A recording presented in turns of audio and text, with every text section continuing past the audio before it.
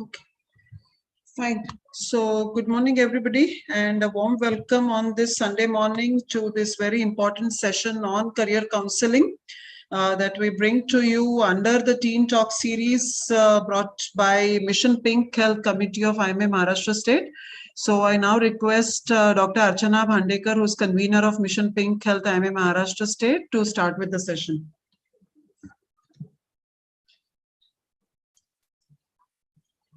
You've been made co-host, madam. You should be able to unmute yourself.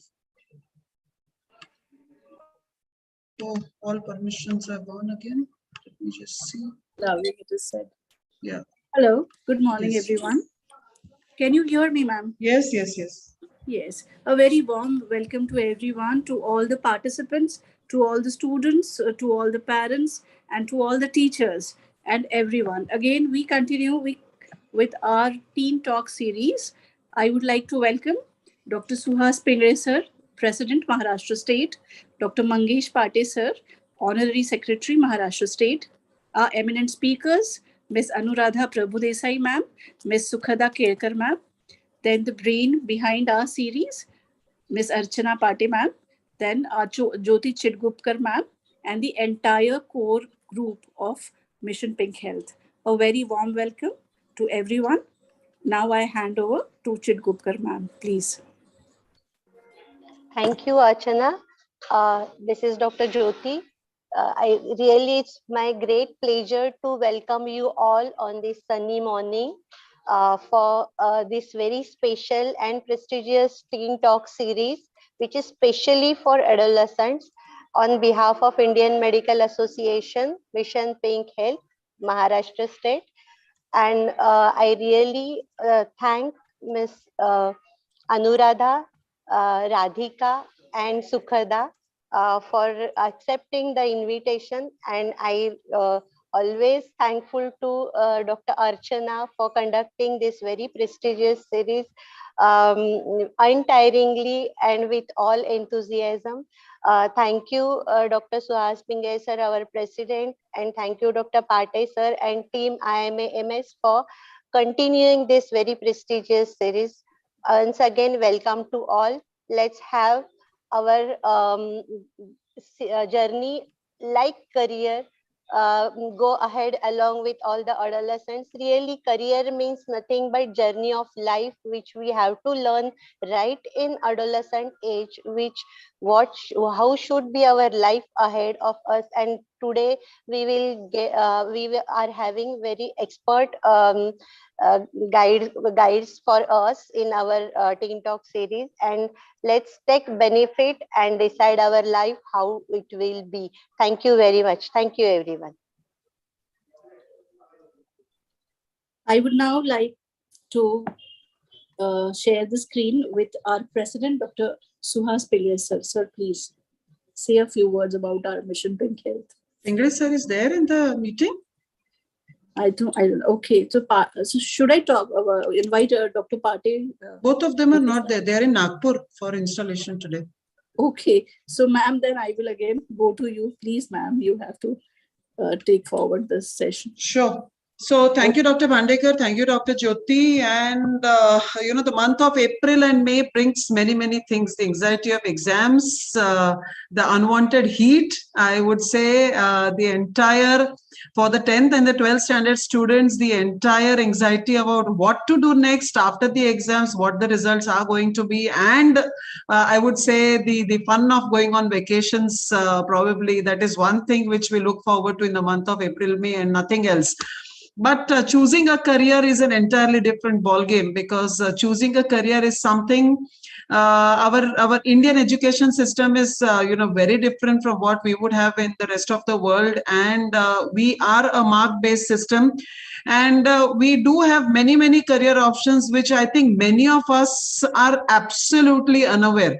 Rather, I would say that when we did our MBBS or I did my medicine, the only careers that I knew was medicine and engineering, and I didn't know anything besides that.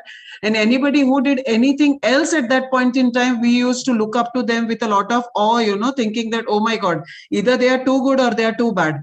But the things have changed drastically now. I mean, medicine and engineering have only become a very small part of the career selection now, and I would say the field is vast open. The field is open to many, many careers now. And to guide us on this important issue about career selection, how to go about it, how to plan your career, what to do after 10th, what to do after 12th, what comes with science, what comes with commerce, what comes with humanities. There are certain stream independent, like without doing, specifically something into science, commerce, and arts ahead. After 12th, you can choose certain fields, or rather, even after 10th, there are certain diplomas which can be chosen, which are stream independent. So, to guide us on these issues, we have our very expert career counselors who had taken last year a wonderful session on Career Ki Disha, and this year we have invited them again to guide us regarding this career selection. That is Ms. Anuradha Prabhudesai and Ms. Sukhada Kedkar, and it gives me an absolute pleasure to introduce them. But before I introduce them, there is a small announcement. One, this is a career series, and this is the first in the series of careers that we are talking. So this will be giving a broad outline into the various careers which are at hand. And after that, every fortnightly, that is every 15 days, we will try to take one career in depth. So on 15th of May, we are going to be going ahead with career in engineering. And before we move ahead, I'm just going to be sharing the screen. Is my screen visible to all? I'll just share the screen. Yes. So we are having on 15th of May, we are having a career on engineering. So we will talk about all about engineering.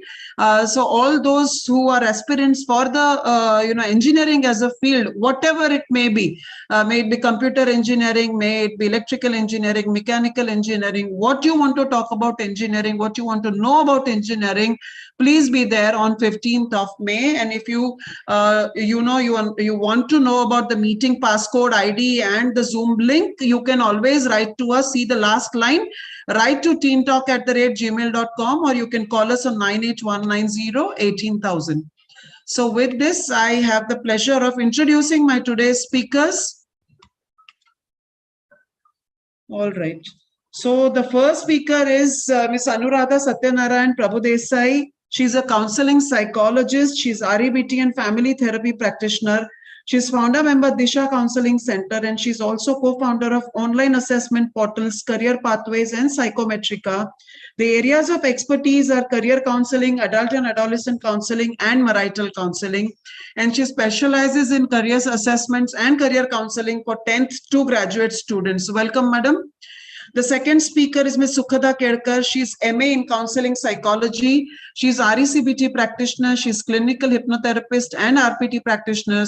She provides psychological service in corporate, medical, and educational institutions. And she's adept at conducting personality assessments, psychometric evaluations, training workshops, and structured psychotherapies. So a warm welcome to both my speakers for the day.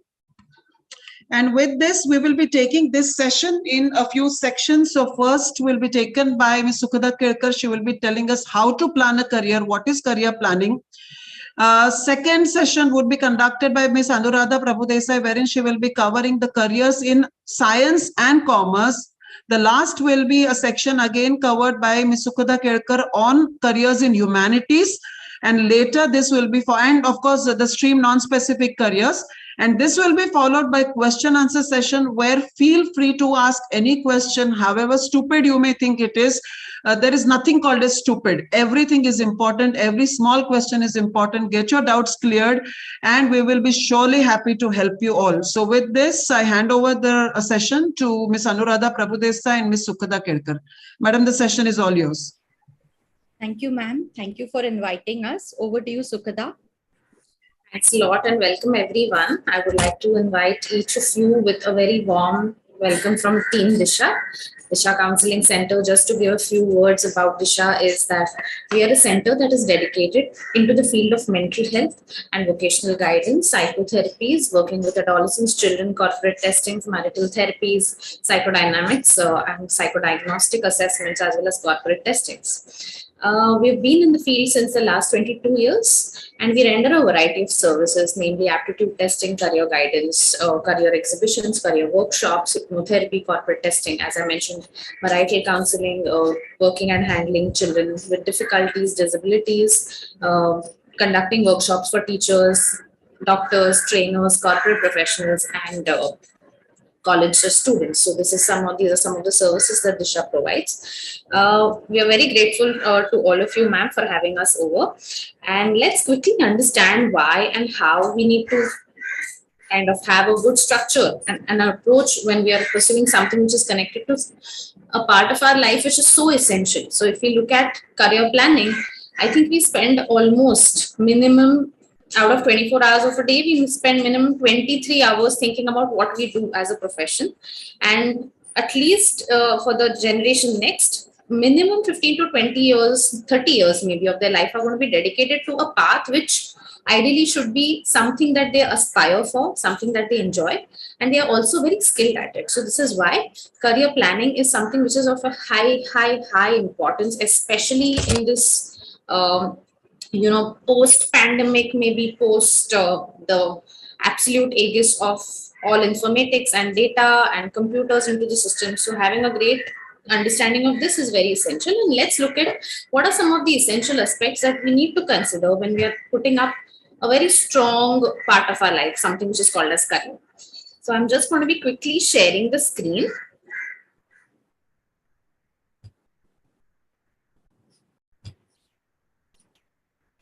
As ma'am mentioned, we'll be starting with career planning and how do we go about the process of this. We'll also then be taking you by Anuradha ma'am into the specific streams of commerce and science, followed by arts, humanities, and non-stream specific options. And post that, we'll be opening the section for Q&A. Is my sharing visible for all? It is visible. If you can just maximize the screen. Yes, ma'am. Now? No, it's not maximized, madam. Is it? Just give me a minute. It's at the bottom. If you see, you'll just find. Yeah, please make it into a slideshow. Yeah, it's actually a slideshow. Just give me a minute. All right.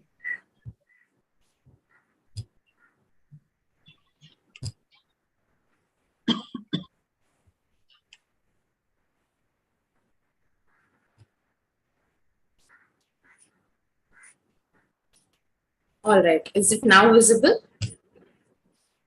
It will just come. I think you've just started screen sharing, but can't see anything.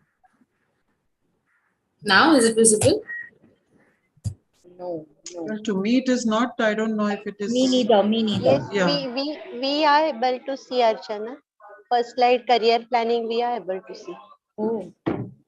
Okay. Even I'm not seeing. Now, is it visible? No, I'm. No, me neither. I'm not able to. Even I'm not able to see anything. Could you just reshare it, please? Sure.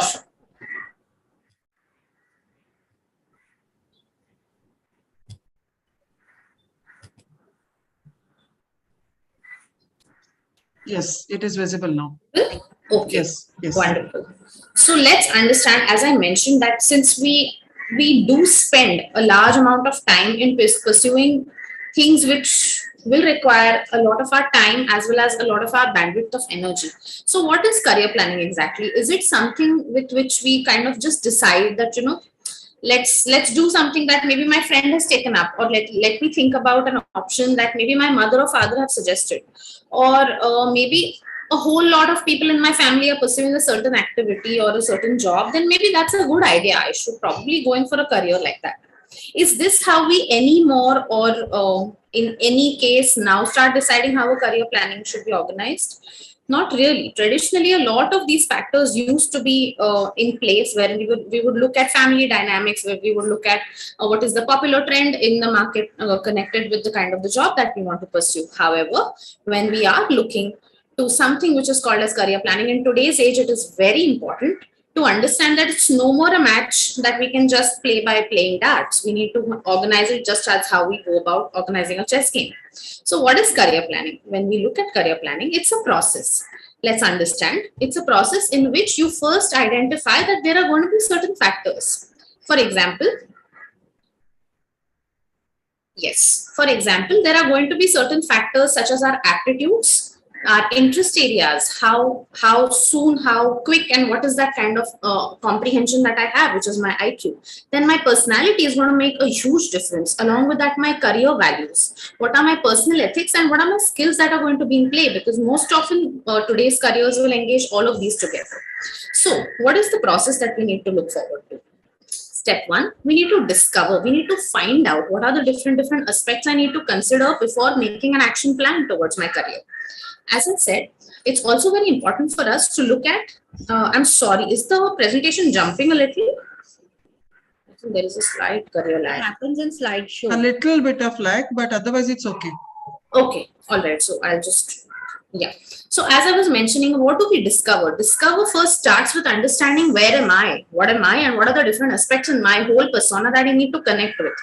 Post that, I need to list what is there as an agenda in terms of my interests, what are my skill areas, or what are my values like, and then explore what are the different options which are available, which will suit these kinds of needs that I have. Once I understand where I am, then I'll be able to match up with what are the future expectations that I can set for myself in terms of my career planning. And then comes the action of acting. Then comes the choice that I want to create when it comes to making a career selection. Let's go a little bit more in detail. What do you mean when I say discover? When I say discover, I need to understand that I will have a certain set of abilities and traits, and each one of us are endowed with certain aptitudes, which are those natural skill areas, which kind of make us, they kind of give us that kind of power and ability to handle a particular job well. So it is that kind of prerequisite ability which is present in us, which is endowed naturally to us to a large extent, and which gets employed in the kind of work that I do. So what is very important is that to understand the work that I will also enjoy more is probably going to be that which will utilize my aptitude. For example, let's say I want to take up something as, let us say, music. I should be able to ideally have a sound and melodious, a rhythmic voice. And the quality of the texture of my voice needs to be kind of what is suited and what is expected to that. So that is something which is called as an aptitude. Okay. Now, when we understand, there is also the most important factor, something which is called as intelligence or general mental ability. That is my global reasoning power, my ability to pick up and comprehend from situations, my ability to logically analyze situations. Now, that is a trait which is going to be employed in each and every profession for that matter. So aptitudes are very specific to certain careers. We need to pick them up and understand deeper, but intellectual ability is something which is global and required in each case.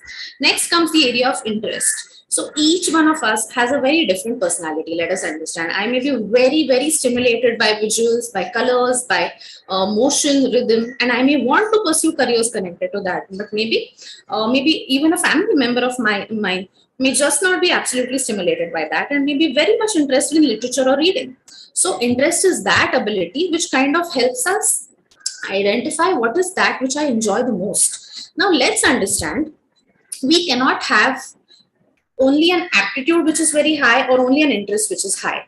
Typically, if we want to be, enjoying, liking, as well as be effective in our career, then we need to have a coordinated aptitude. That means my aptitude, which is strong, as well as my interest, which is also strong in a particular area. When we look at a combination of that, we are more likely to identify and, kind of enjoy the career that we select.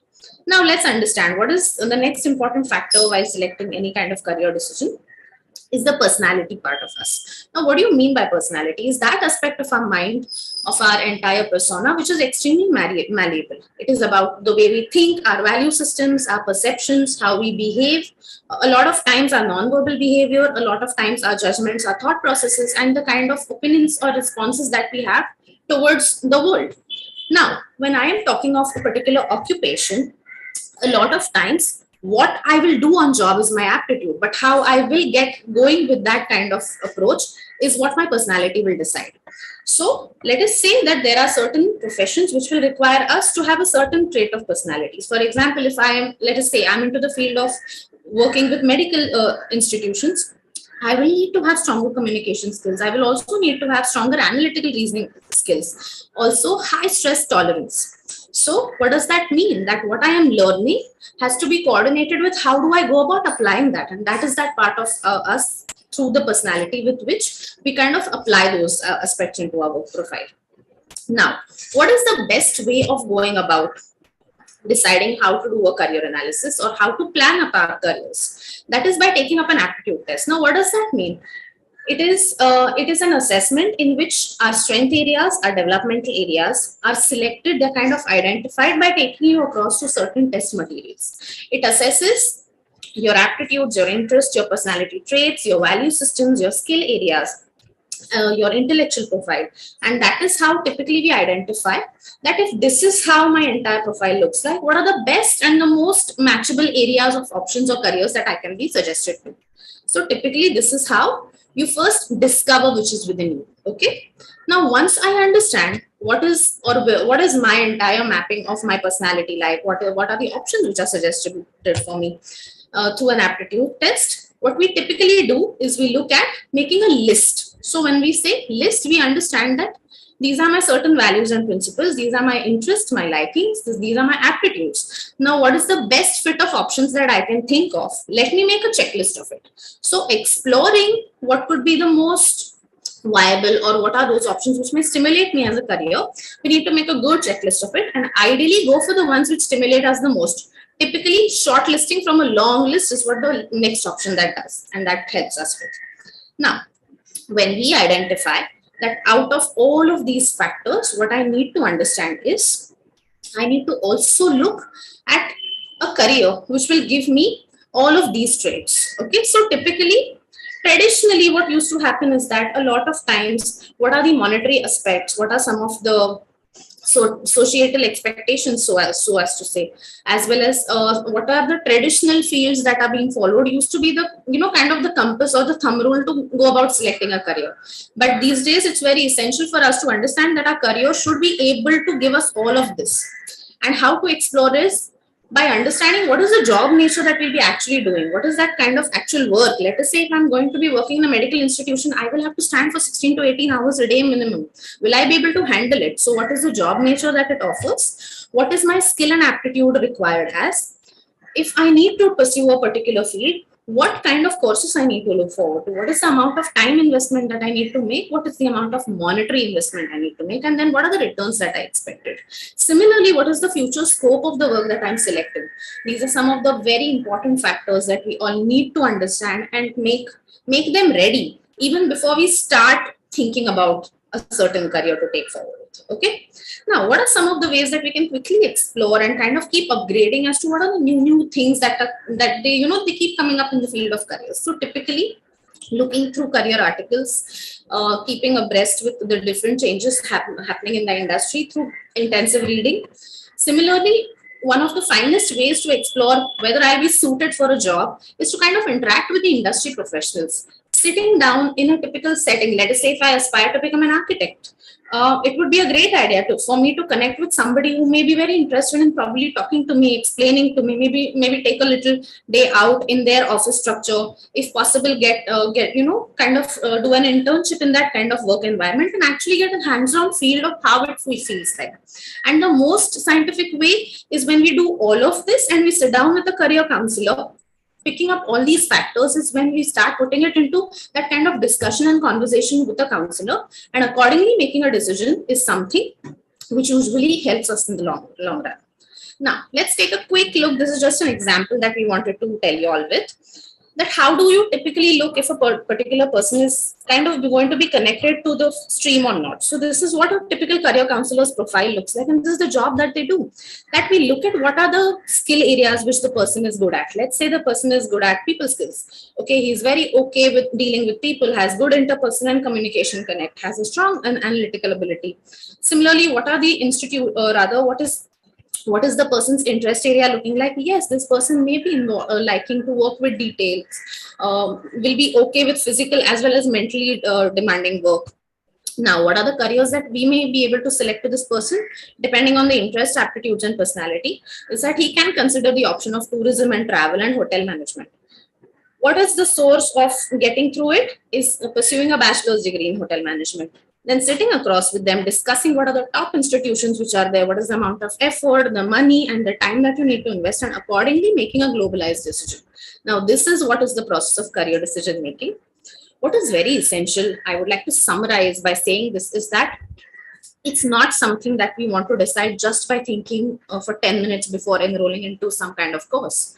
It is an intensive process. It requires us minimum an amount of, I would say, 10 to 15 days minimum, just to even start about exploring what we want to do. Typically, what we suggest is that when children are entering just into their puberty, around 13, 14 years of age, that is when most of their personality factors are getting amalgamated. A good idea is to start exploring with all the suggested resources that we spoke about. Start exploring the different career choices which are in front of you, and then you will have a lot more of time to plan, to act up and look at the different courses that are there. And then accordingly making a decision is what career counseling is very essentially talking about. So with this, I hand it over to Anuradha ma'am, and I would request her to please take us through the different information that is very essential before planning a career connected with science and commerce backgrounds. Over to you, ma'am. Thank you, Sukhida. So the first step is the career planning process, which we have covered. And now we shall go into career specific information. A small warning, this is a information heavy session. I would urge all those attending to have a pen and a paper or a pad and a pen so you all can make note of some important information. And please feel free to post questions. We would love questions. More the questions, more is the knowledge spread. So please go ahead with that also. And in the meantime, I'm going to share my PPT. Give me a moment, please.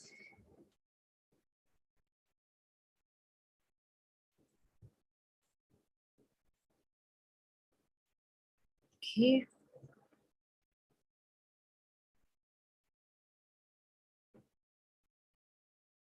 So yes, I think all of us are faced with the main question is what do we do after 10th grade?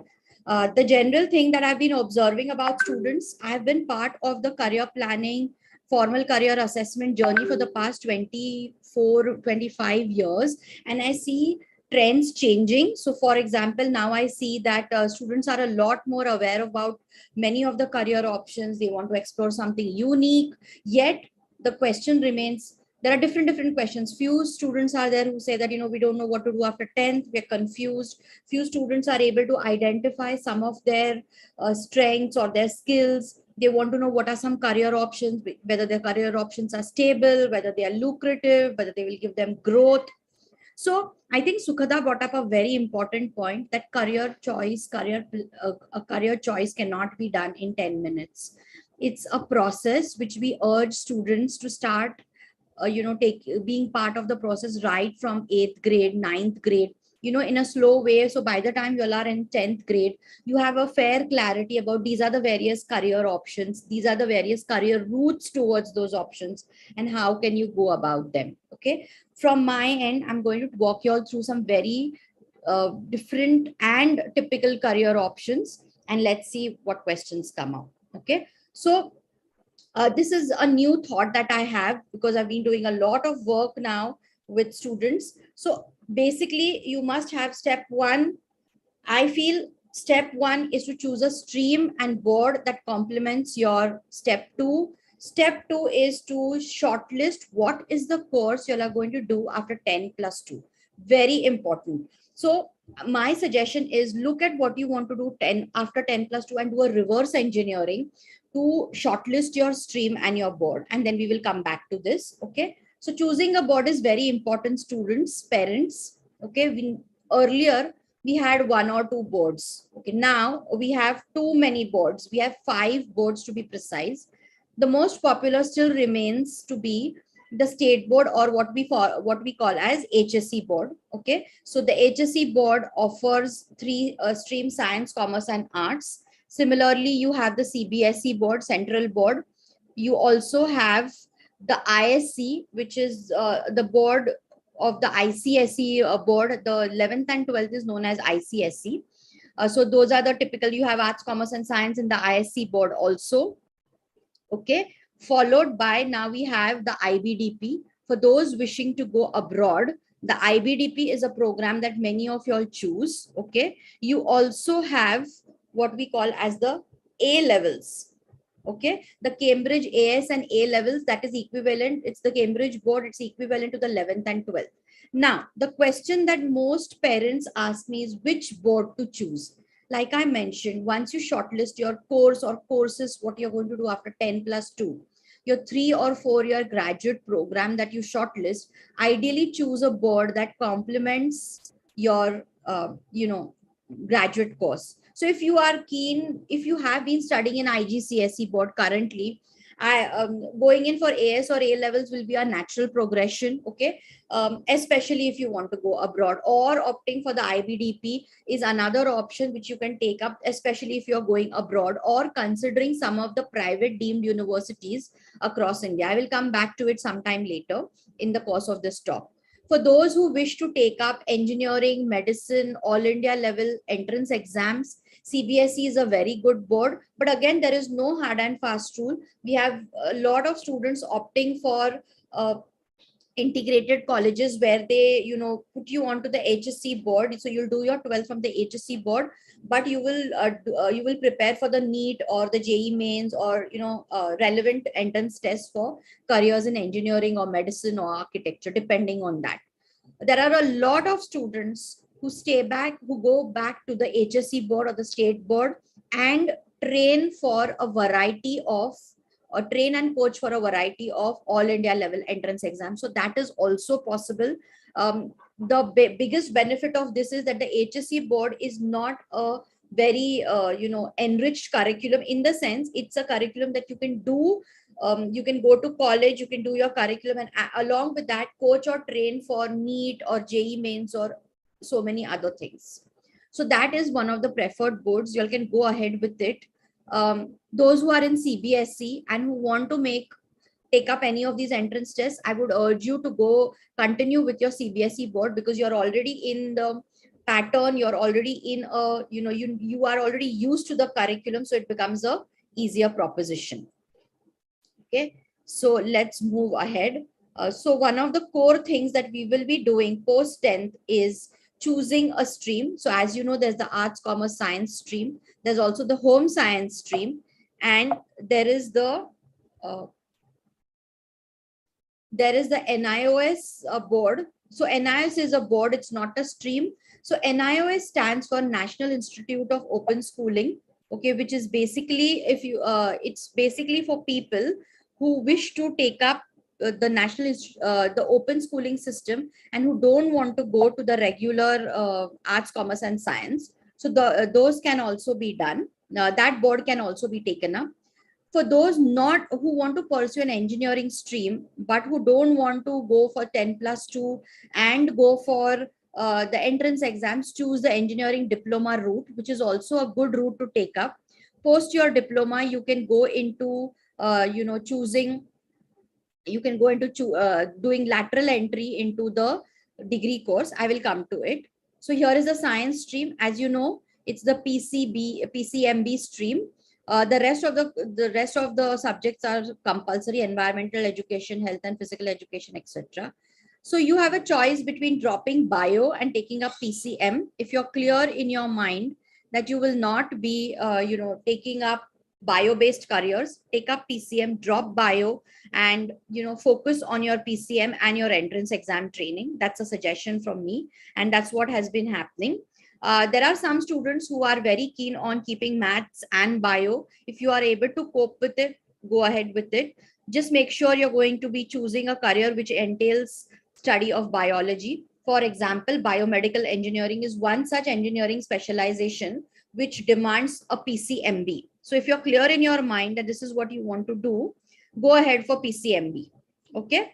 Otherwise, you have your PCM options. There are also many colleges which allow us to drop maths and focus on PCB. So that is also allowed. A lot of students who are opting for medicine as a career drop maths and focus on the PCB. Next is the very popular commerce stream, where you'll study courses such as, just a minute.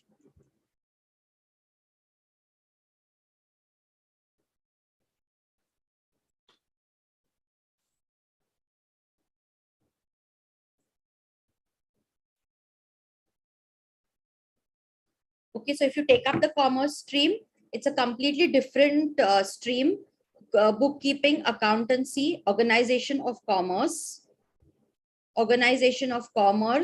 economics, maths versus secretarial practice. So many colleges will allow you to drop maths and take up SP or secretarial practice. Many colleges like Podar, for example, do not give this option. So choose your college wisely, especially if you want to take up commerce but want to drop maths. And then you have the languages and English and health and physical education as an option. Okay, so then you have the very popular art stream. Very happy to know in the last 7-8 years, art stream has regenerated. Okay, earlier the art stream was considered the stream for duffers. I'm sorry to say, I belong, or rather myself and Sukhada belong to the art stream, and we are doing very well. We are doing one of the most intellectually stimulating jobs. So there is no such thing that, art stream is for duffers. So the trend has been that students who get 95% also opt for the art stream. And you have basically subjects coming in from the humanities. So you have politics, political science, you have psychology, you have sociology, history, philosophy. Yes, and the amazing part is you can pursue mathematics, you can choose a language, and you can choose one of the subjects from the humanities, economics also. Okay. Madam, if you can just stop the slideshow, I think you won't face this problem. If you can just stop the slideshow. I'm so troubled. In the bottom, just in the bottom, yeah, just check there. Yeah, no, the one left to that, left, on the left side, yeah, check there. It's a reading view. No, there is some, there in the same thing, you will find something called a stop screen, this thing. Not seeing. Yeah, I can't see it. That's what. Yes, exactly. Okay. 1 second. I think I'll go to my, yeah, but that's what I'm.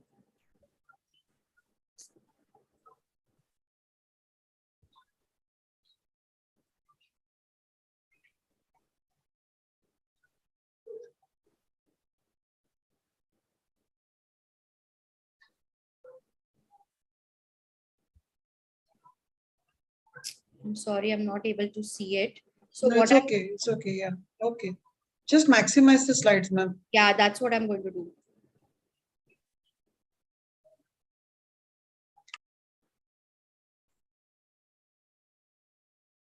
Are you able to see this clearly?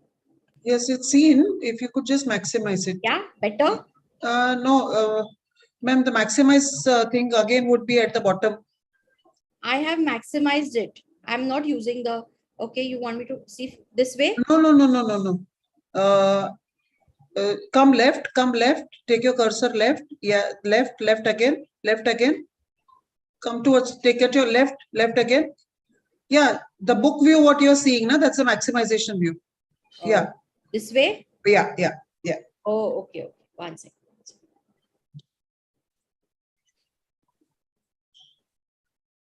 No, it's still going. No, but madam, it's in slideshow mode, na, so it will keep on progressing by itself. You will have to every time go back. Just give me a second.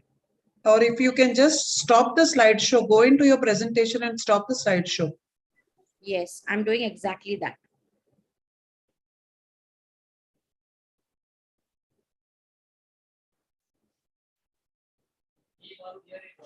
Okay, hopefully I have been able to sort this.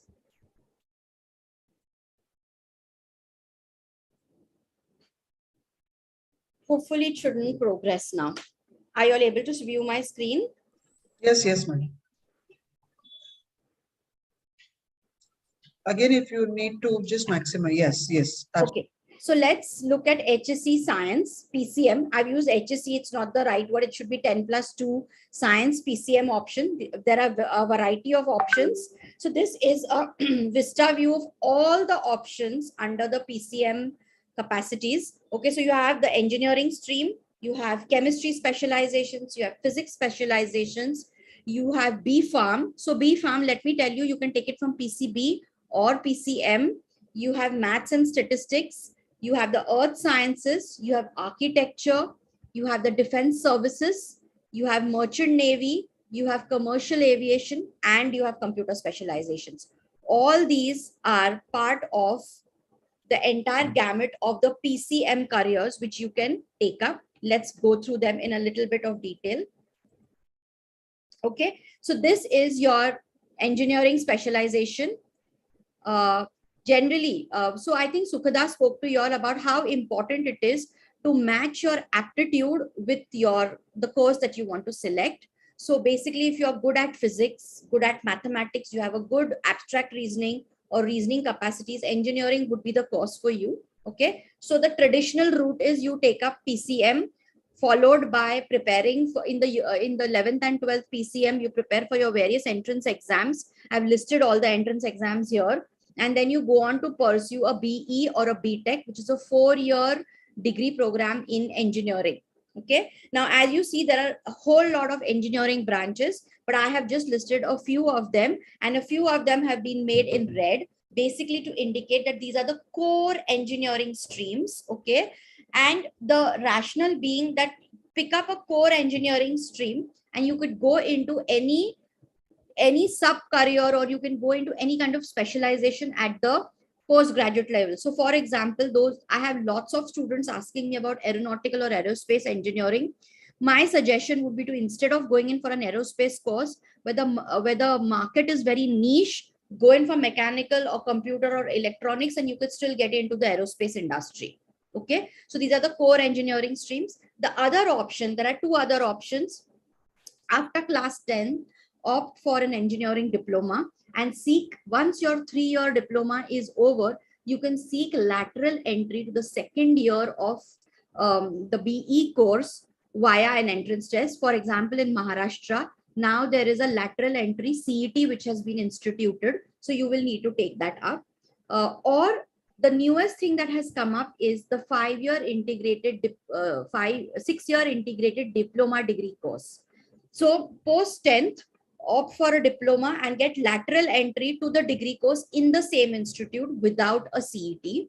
Okay, this is very useful for those who want to skip the mains or other entrance exams, because the entrance exams are quite difficult to crack, and it's all merit based and all India level merit lists, etc. So the 5-year integrated engineering diploma degree program is offered by a lot of private, autonomous, and deemed universities. Okay, for example, in Mumbai, in NMIMS offers this degree, so you all can consider it after 10th.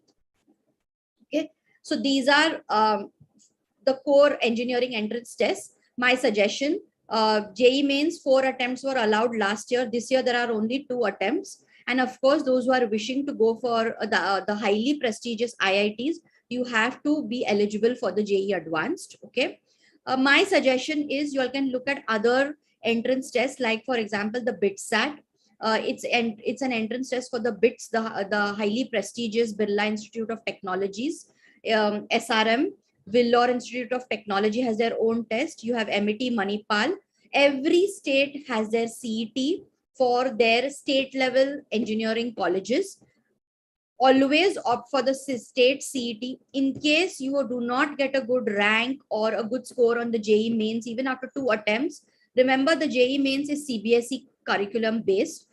Those who have studied in the state board at times find it difficult to scale up to the level of the CBSE mains curriculum. In such cases, the state CET is godsend, and you can take up the state CET to secure admission to any of the engineering courses for state level engineering colleges. Then you have NMIMS, you have a Symbiosis, which all host their own entrance tests. Please note, NMIMS, SRM, Vellore, MET are all deemed universities, which means they are private universities. So, dear friends, the trend is that there are a lot of private universities which have come up in the last 10 years. They're extremely popular because they have fabulous campuses, they have wonderful courses, they have very good professors, they have good internships, and they also have good placements. For the longest time, people were very skeptical about deemed university. I would urge you all to look at deemed universities as they offer wonderful education. Just make sure that your deemed university is recognized by the UGC, University Grants Commission. Please make note. If you'll Google, you will get the UGC URL, and under the UGC website, you will find all the entire list of UGC recognized deemed universities and autonomous universities. As long as your university is listed under UGC, you are it's a secure admission, and that university education is recognized by countries outside India. So that's something that I wanted to share. Okay, here goes is your JE Advanced. It's for the 4-year bachelor's BTech BS program. It's also for some of the BArch programs in the IITs. It's for the dual degree programs in the IITs and other institutes, and it's for the 5-year integrated masters MSc dual degrees in the IITs. And so you must, to qualify for JE Advanced, you must qualify for JE paper 1. Okay, and rank in the 250,000. Your rank should be in the top 250,000 students to be eligible for the rounds at the IITs. Okay, let's move ahead. We have 23 IITs now. Okay, so you have the top IITs, and now there are many fledgling IITs which have joined in. Their rankings are slightly lower than the IITs, but nevertheless, it's an IIT ranking. So, you know, your AIR, All India rank, has to be in the top ones to secure, admission into the IITs. That is on the advanced. Through the JE Advanced, you also secure admission to IISc Bangalore, the ICERs, which I will discuss later, and of course, the highly famed, prestigious Indian Institute of Space Science and Technology, IIST Thiruvananthapuram. For those who wish to consider, getting into a space program, the IIST is what you should be aiming for if you want to study in India. Okay, so here goes top engineering institutes in India: 23 IITs, 26 triple ITs. Please don't confuse it with the IITs. The triple IT stand for Indian Institute of Information Technologies. If you all wish to have careers in computers, computer science, computer engineering, information technology, do consider the triple ITs. Entry will be via the JE mains. You don't even need the advanced. Triple IT Hyderabad and Bangalore have one of the best rankings, and they are in fact ranked just alongside or a little below than IIT Mumbai, which is one of the top specializations for CS. Okay, and then of course you have the NITs, again highly prestigious institutes, National Institute of Information Technology, spread across India. There are 31 of them, and you will qualify with your AIR rank on JE mains. Okay, so these are the top ones. You can take a screenshot. This information is freely available. Top NITs: Trichy, Warangal, Rourkela, Calicut, Nagpur, Surat, lots of them. Okay. And these are some of our own ones, which I'm going to skip because we are going to be otherwise short of time. Top colleges in Maharashtra via the state CET. Okay. And these are the deemed universities that I've been talking about: SRM, Vellore, Manipal, Sikkim, BITS, NMIMS, Nirma, Ahmedabad, Shiv Nadar. Now, let me just point out, maybe one of the good things that's happened with all the deemed universities is they have started accepting the SAT score. Okay, Scholastic Aptitude Test, which was earlier given for admission to courses abroad in the US. Now there are 56 plus universities in India accepting the SAT score. So those wanting to consider deemed universities for engineering as well as non-engineering courses can decide to plan to take up the SAT, and that SAT score becomes eligible across 56 universities, 56 institutes across India. The biggest benefit of it is that it's going to save you institute-wise entrance tests. Or you'll have to give an SRM, you'll have to give an Vellore, you'll have to give the bids, you'll have to give the NMIMS. Instead of that, take the SAT, and then you can directly, the SAT score is accepted, and there directly you can, be part of the personal interview or the essay or the panel discussion, depending on what the institute is, the institute selection procedure is. Please note the SAT is held 4 times a year. So you could look at the SAT schedule and plan when to appear for the SAT. The SAT is quite doable for Indian students, even if you are not from the IGCSE or IGCSE background. Generally, the SAT score is declared 1 month after the SAT is given. So, you could plan accordingly, so that it should be ready by the Jan. So as most intake for the deemed universities will happen around June, July. Okay. Hope this was helpful. Let's move ahead to architecture. Very promising career. There's a lot of hard work in it. So one of the main exams across India is the NATA, National Aptitude Test for Architecture, held twice a year. You need a PCM, or you could also have a 10+3 diploma with math. Okay, so engineering diploma. It's an online test. For those who want to look at some very premier institutes or the IITs, for example, IIT Kharagpur has an architecture degree offered. You can look at JEE Mains Paper 2A. Okay, please note JEE Mains Paper 2A. Generally, Paper 2A and B are not given by engineering aspirants. Paper 2A and B are given by architecture and B planning aspirants. So there is a course called B Plan, which makes you into urban planners, planning cities, planning micro cities, planning mega cities. So for those who wish to take up a career in B planning, very similar to architecture, need to give JEE Mains Paper 2B. I hope this is helpful. Let's move ahead. These are some top architecture colleges in India. Okay, I'm moving ahead. A very popular option, which is gaining a lot of importance these days, and that is Merchant Navy. Okay, 3 ways to enter the Merchant Navy. First is marine engineering. You need a BE BTech course. It's a 4-year course. You will need to enroll for a Bachelor of Marine Engineering course. You can enter as an officer. You will need to do the 3-year nautical science course. It's offered by a lot of marine training institutes. Okay, or you can go the hard way up, that is 10+2 PCM via the deck cadet modality, where you enroll for the training programs and then you give different exams to reach to the top level in the Merchant Navy. It's a hard way up. Okay, but there are many students who opt to be deck cadets and climb the ladder.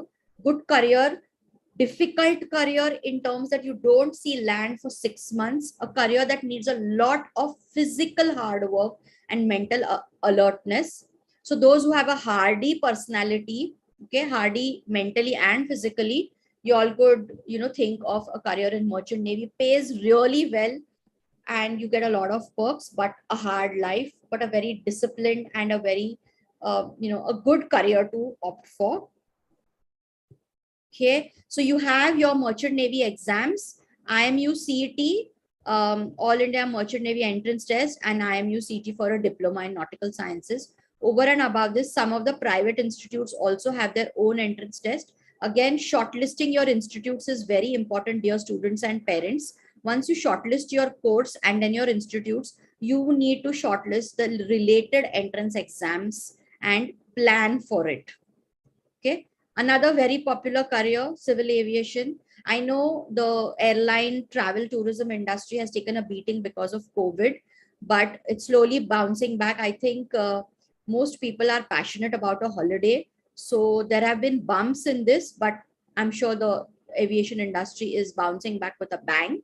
So here in the PCM careers in the aviation industry will specifically be a commercial aviation or becoming a pilot, becoming a flight engineer or an ATC or an air traffic assistant. Okay, you generally need licenses, certifications, entrance exams and institutes are affiliated to the DGCA. Please note, Directorate General of Civil Aviation. It's the governing authorized body. So make sure if you're going in for any of the courses relating to commercial aviation or flight engineering or traffic assistance, please ensure that they are DGCA recognized. Dear parents and students, as I'm reiterating, recognition by relevant bodies for your course is very important. Otherwise, you will not get the right jobs or you will not be able to pursue further education. Okay. For commercial aviation, it is the DGCA. As you know, you need to have a commercial pilot's license. For that, you need to complete 200 hours of flying time. So, and follow the procedure to become a commercial pilot. So it's an expensive course. In India, it's between 50 to 60 lakhs. If you decide to go abroad into a flying school abroad, say Canada, Vancouver has some of the best flying schools, you will need at least a crore of rupees to get the whole thing off the ground. Okay. So here are there is a whole list of DGCA approved flying schools. Please log on to the DGCA website and you will get the details. Just to be on the course, this is the website, the dgca.gov.in is what is needed. And Mumbai has the Mumbai Flying Club, or you also have NMIMS offering a flying, commercial aviation course. Check it out on their site. And of course, you have the famous Indira Gandhi Rashtriya Udan Academy. Okay, let's move on. Yes, the defense services. Every year we have a lot of students appearing for the Indian Defense Services. You have the Indian Army, Indian Navy, and Indian Air Force. As you can see, 10+2 from any stream only can enter into the Indian Army. If you want to get into Indian Navy or Air Force, you will need physics and mathematics, which means you will have to have the PCM. So you will need to appear for the NDA exam conducted by the UPSC twice a year, plus the SSCB interview, state selection board interview. Most importantly, if you want to enter into the TES, that's the technical entry scheme, even into the Indian Army, PCM is compulsory. There's a technical entry scheme into the Indian Navy, Army, and Air Force. Otherwise, for officer level, you have to use the NDA entrance exam. You need preparation for it. You need dedication. You need physical fitness and mental fitness. Those who have gone, there are some students who opt to do the 11th and 12th from a military college and prepare for the defense exams. You can do that, or you can go into HSC board and prepare dedicatedly for the NDA exam and the SSB interview. Let's move ahead to other BSc career options. So you have the BSc Physics, where you can study specialization in biophysics, nuclear physics, astrophysics, geophysics, and atomic physics. Okay. Then you have chemistry options. Chemistry options are one of the most versatile BScs to do, very job oriented. Remember, your BSc Physics is more on research options. So those who are interested in astronomy and astrophysics, they can go into BSc Physics. Or, it's also part of the earth sciences. In chemistry, they are very job oriented. There's chemical technology, there's textile technology, ceramic technology, paint, food, packaging technology. You have drugs and dyes, you have forensic sciences, and you have rubber technology. All these can be pursued as BSc Chemistry, either after BSc Chemistry or standalone courses, or you can opt for a majors in BSc Chemistry and go on to take up this career option. You have earth sciences, namely geology, oceanography, astronomy, and meteorology. Okay, again, more into research and relevant job options connected to that field. For example, in geology, you have GIS, that's geographical information systems, which tracks your Google Maps and your weather. That's done by meteorology. So you have the earth sciences, and then you can specialize in BSc Mathematics or go in for BSc Mathematics and Statistics. Next is the pure sciences. So this is a 5-year integrated course, either in chemistry or physics or biology, or what we've just discussed. If you wish to take up a career in pure sciences, I would highly recommend the ISERS, Indian Institute of Science, Education and Research. They offer dual degree program called the BSMS program. Admission is via the NEST or the Kendriya Vidyalaya, or the Kishore Vidyanik Protsahan Yojana, That's the KVP exam. There are the institutes are at Behrampur, Bhopal, Kolkata, Mohali, Pune, Thiruvananthapuram, and Tirupati. The ISAs are very prestigious programs, giving you, the first foothold towards careers in research in pure sciences, or if you wish to go abroad for research and development in pure sciences, this could be the first step. Quite difficult to crack, but worth the effort. Okay. For those who wish to go into space sciences, because every year I get a lot of questions on space sciences, aerospace engineering, a BTech in avionics could be one step, or you could opt for engineering BTech or an MS in engineering physics or solid state physics or astronomy, earth system sciences or optical engineering. These are some of the specializations you all can opt for.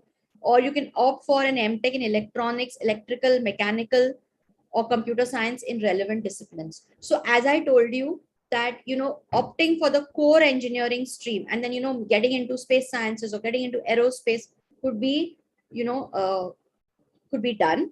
I get a question every year on entering the NASA. Okay. So the best option is to go abroad to study and then apply into the NASA, because you need to have certain specifications to get into the NASA. But the Indian Institute of Thiruvananthapuram has course options which help you get into certain facilities into the NASA. You can check the website out for more details. Okay. So these are some of the top institutes to consider for careers in space sciences. Okay.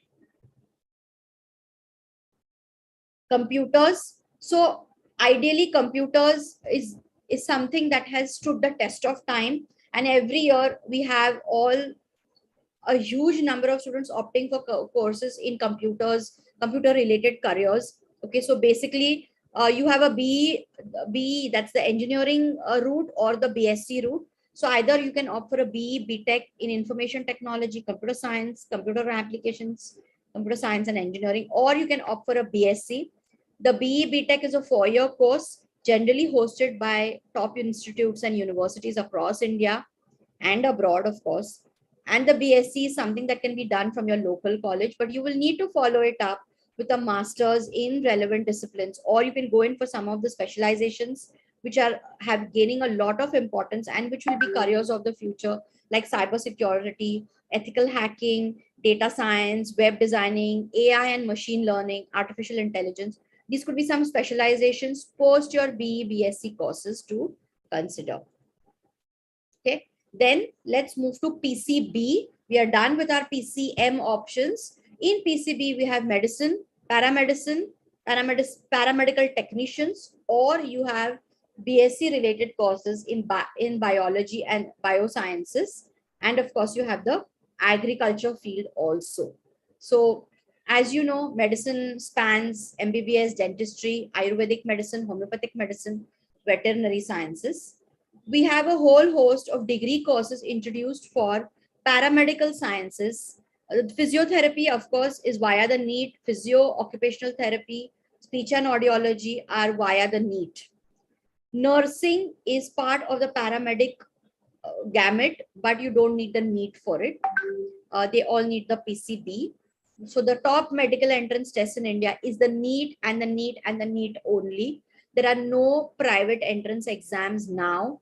All admissions are via the NEET. Of course, there is something called as management quota, which you can apply for, but still you will need a NEET score. If you wish to get into the AIMS, the All India Institute of Medical Sciences, you have the AIMS, All India Institute AIMS entrance test. And you have the JIPMER to get into the Jawaharlal Nehru Institute of Medical Education. So those could be considered. They're very difficult. I'm going to take you through. So I just wanted to show you that in 2018, 13 lakh students appeared for the NEET score. The last I heard was the 13 lakh became 16 lakh. Let me tell you, students, there aren't more than 3 lakh seats across India in various disciplines of medicine. So it's a highly competitive field in medicine. So my suggestion is A, high dedication, B, objective assessment of your caliber for getting into a career in medicine. C, having plan B and plan C ready. For those who wish to go in for a career in medicine, you have to be absolutely dedicated and focused, not just to crack the NEET, but also to take up the first 5.5 years and thereafter opt for PGCET and your PG entrance test and your super specialization or your specialization. That's the master's course. So it needs a lot of dedication. It needs consistency. It needs discipline to make a career in medicine. And hats off to all the medical profession, which has been life saving for all of us, transformed our lives, saved our lives during the pandemic. But you see, to be a doctor, it takes huge effort. Okay, so big shout out for them. Top medical institutes in Mumbai, as you know, the GS Medical and Grant are some of the most coveted ones. You need really high cutoffs for it, and thereafter you need to do well through your course. Okay, there's pharmacy. Pharmacy is gaining a lot of importance. Like to build a clarification, pharmacy is more about chemistry and less about biology. I have students asking me this question every year. So if you are liking chemistry and you're doing well in math, okay, and chemistry, pharmacy is the course for you. It's basically about drug development, research, clinical trials. Okay, very the pharmaceutical industry has a huge impetus due to the pandemic. As you know, the vaccine has been the game changer in handling the pandemic. So there's a lot of money being put into the pharmaceutical industries also. So it's a lucrative option. The best option is to go in for your BPharm course, which is generally offered by a state level entrance test. Okay, so you have the MHCT in Maharashtra, which will give you admission to multiple courses: engineering, pharmacy, architecture. So log on to DTE, Directorate of Technical Education, and you will get all the details about the nature of the test. The CET, Maharashtra CET, is based on HSC curriculum. So it's a lot easier to crack compared to the JEE mains or other tests. Okay. So this is the agriculture group. Okay. I know urban kids don't opt for it, but nevertheless, I have to show it as I know that people from all over Maharashtra or across Maharashtra have logged into this session. So agricultural courses, very lucrative. Lot of people turning into agriculture as a career option nowadays. Okay, these are your PCB BSc majors, which you could do in biotech, biochemistry, food technology, genetics, botany, life sciences, microbiology, zoology, marine sciences, bioanalytical sciences, lots of them. Okay, so just slotted them for you here. And these are some of the major courses you can do. The outer ring is all about PG options you can pursue after your BSc. Okay. So this is a quick bird's eye view about all the diplomas. After 10th, you can do, okay, your engineering diplomas. These are your technical ones. And as I've mentioned, you can have the lateral entry to degree. You can also get lateral entry to the BSc IT course or other graduate courses. So 10 plus 3 is generally considered as equivalent to 10 plus 2. So you become eligible, those who have done a diploma and then they feel that they don't want to pursue this further into engineering education. You can look for some of the graduate courses like BMS or BAF or so many other courses that are available. You can give the AMIE exam. You can opt for DOECC courses to upgrade yourself. Okay. Some top polytechnics in Mumbai. Polytechnic cutoffs are pretty high. They're generally 75% up for the top ones. So don't become complacent. Okay. For those who don't want to go to the diploma courses, you have the ITIs, okay, where you get 6 months courses which are recognized by the government, which are job oriented. Fitters, turners, welders, wiremen, these are all job oriented courses. So good for those who don't want to pursue too much education but want something job oriented. Okay, so lot of these available. Log on to MSBTE, Maharashtra State Board of Technical Education. I repeat, MSBTE, which stands for Maharashtra State Board of Technical Education. You will get a whole list of courses and institutes where this course is available. Okay. For ITIs, log into dvet.gov.in. Okay. Post an ITI course, you can opt for advanced training ITI courses where you get a government certificate. So employability for ITI students is very high. Okay. So basically they provide technical skills and lot of it is applicable for industries. People outside Mumbai or even in Mumbai opt for a lot of ITI education. Okay. Home science only meant for girls, but a very popular option even now.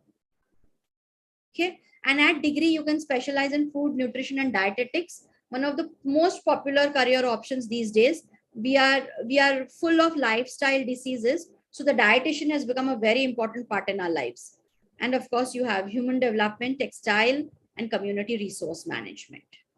Okay.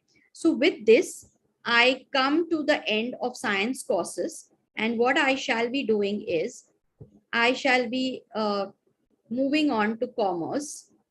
So give me a moment, please. Okay, I can see lots of questions. Yes. Madam, I've noted them down. We'll take it up at the end. Sure.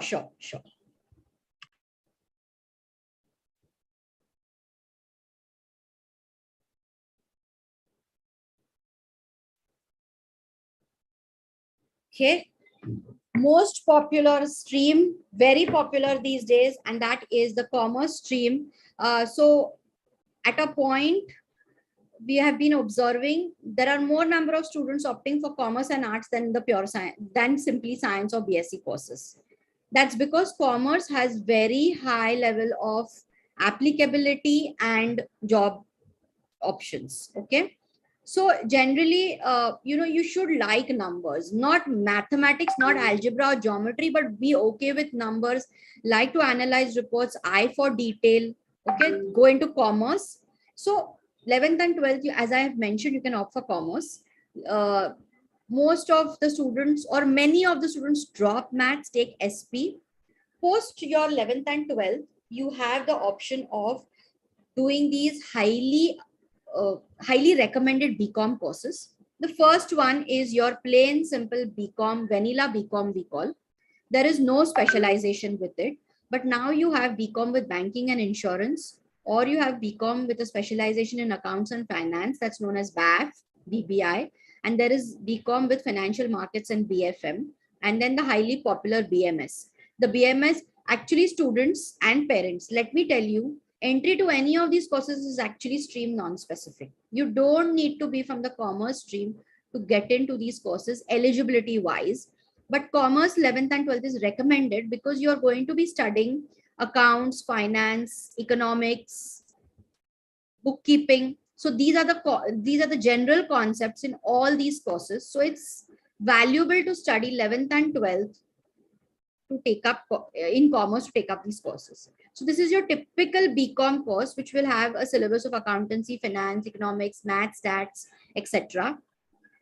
Future scope is you can go into any of these courses mentioned here. Okay. Then you have the BAF, which focuses on financial accounting, IT, auditing, financial management, law, taxation, etc. You see, it's a very focused course on accounting, auditing, finance, and finance management. Future scope could be a lot of things. You can get into MBA finance, you can get into stock broking, you can get into actuarial science, etc. Okay. And then you have the banking and insurance. Again, the focus here is on banking, commercial investment, corporate banking, insurance, portfolio management, law, banking, law. So you can get into law, you can get into MBA, you can get into insurance certifications. Post at the financial markets, focus is capital markets and resources, equity, risk, economics, etc. So basically global capital markets. So you can get into, international business management, you can get into financial markets, you can get into stock broking. I would urge students to look at BSc. Bombay Stock Exchange has an entire training division which offers some awesome courses right from grade 10 short-term certificate courses in stock broking, in mutual funds, in portfolio management, and wealth management. So if you're wanting to be a finance professional, some of these short-term certificate courses can be very useful.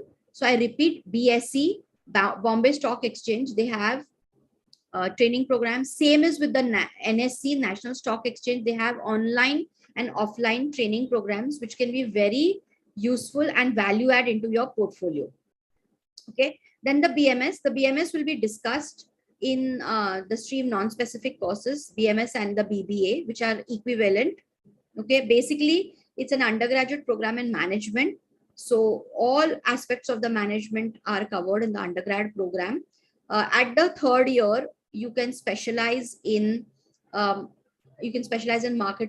HR, or finance. So depending on your interest and your aptitude, do pick up the specialization. I will urge all students and parents, the trend is for internships. Irrespective of what bachelor's program you are pursuing, take up internships in every summer to help you understand the market, your skills, job employability, and how the job market is changing and dynamic. It will add a lot into your personality development also. So I urge students to take up internships, relevant internships, after every year that you complete. Now I'll be discussing actually 4 title courses. The first and the most popular one being Chartered Accountancy. Okay. They follow a similar pattern, dear friends. So the Chartered Accountancy, Company Secretary, and Cost and Works follow a simple pattern. Let me specify that these are professional title courses, which means you earn a title at the end of completing it. So pursuing a graduate degree is mandatory. So generally, students pursuing the professional title courses pursue the plain, simple, vanilla BCom. You see why this has become so important. The plain, simple, vanilla BCom is not very difficult. It gives you a lot of time. You become free by 10 a.m. in the morning or 11 a.m. And then you can dedicate yourself to training and studying and doing your internship hours for these title courses and securing the title for a wonderful career ahead. Okay, so this is the general 3 levels: foundation, intermediate, and the finals. There are lots of things that need to be completed for this. I have concised it and put it in a single slide. Dear friends, it's not so simple. CA is one of the most taxing courses with a less pass percentage, needs consistency, discipline, and dedication. 3 mantras for every student, irrespective of which course you take: dedication, consistency, and discipline. Okay, so here is, I'm not getting into them. Workspace of a CA: management, accountant, investment advisor, tax consulting, banking, auditing, stockbroking. If you have completed group 1 and you are not able to pass group 2, which is where the general hurdle appears, what my observation is, the first level, this intermediate, gets passed through and group 1 gets done. It's group 2 onwards that you start facing hurdles and you start giving repeated attempts till you decided you're not able to go ahead. If you have completed group 1 successfully, you can become an accounting technician. That is if you want to. You will need to add more into it.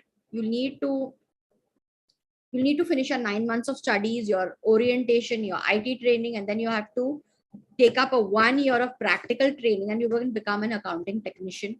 Typically, an accounting technician is the spine or the base of a CA firm, where they do all the hard work. But remember, you will not get the glory or the growth of a CA.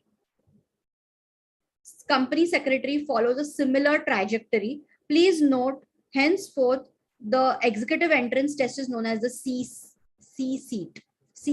EAT. Okay, and then you have step 2 and step 3 similarly. Just a little bit a bird's eye view on the CS EAT. They have 4 papers, and this is what the 4 papers will assess you on. It's an online test and it's held quarterly, which means it's held 4 times a year.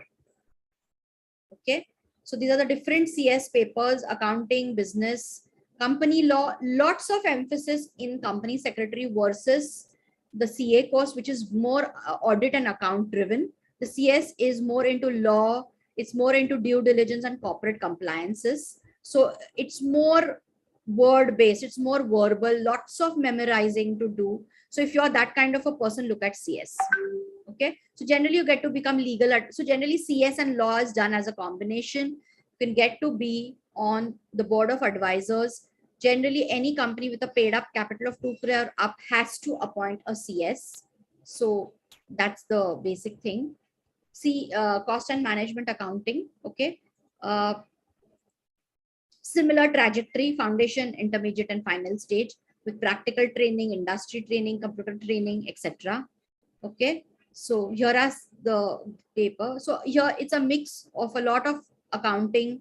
There's taxation. It's a very tax heavy course. Okay. So those who are wanting like taxation, you all can get into taxation and become a tax consultant. ICWs are also called in for company mergers, acquisitions. They become valuers, they become appraisers, they get into audit, etc. Okay. Banking, different vertical positions. You can get into the clerical staff, you can become a probationary officer, you can join the management cadre, you can become specialist officers. Now when I say specialist officers, example IT or HR. Okay, so entry routes, generally the banking exams, one big entry route. There's a graduate entry scheme. You can be a specialized CACS, ICWS, CFA and get in. You can do an MBA banking and insurance and get in, or you could be from a specialist cadre. For example, you could be MBA HR and get into the special HR position. You can do, so you can do you can have a BE Tech in IT and you can get into as a specialist officer. Okay, then is another lesser known high powered title course, and that is an actuarial science. Okay, basically an actuary is deeply concerned or involved into the insurance industry. He's a risk assessor, so very high level of mathematical and analytical reasoning is important for this course. Okay, it's a very difficult course, needs again discipline, dedication and consistency. The DDC concept is needed.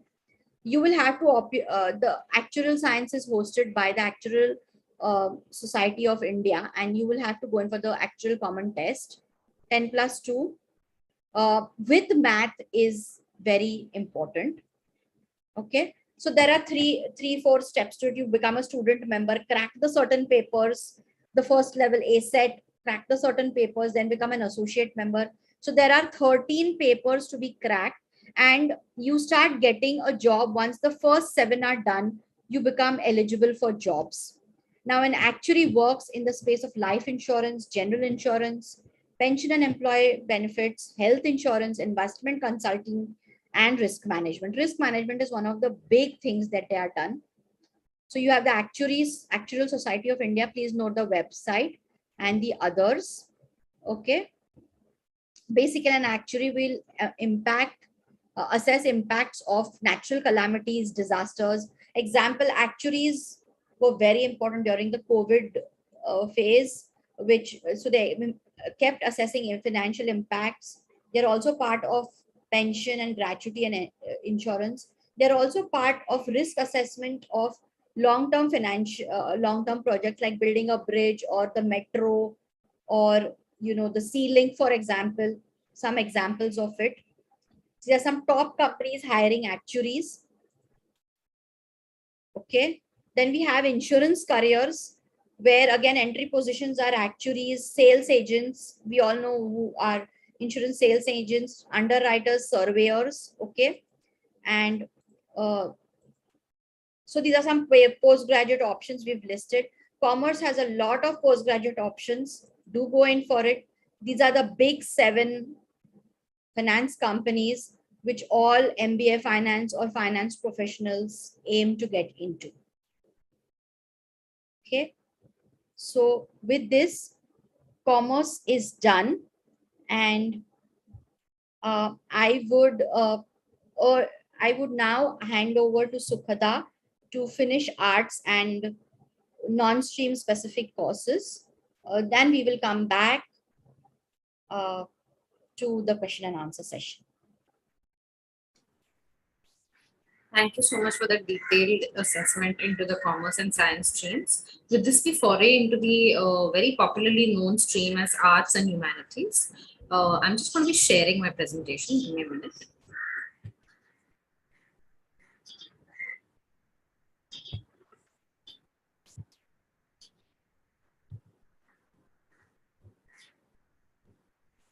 Okay, so is this visible? Yes, visible, madam. Just you need to make it full screen. Yeah, I'm just trying to.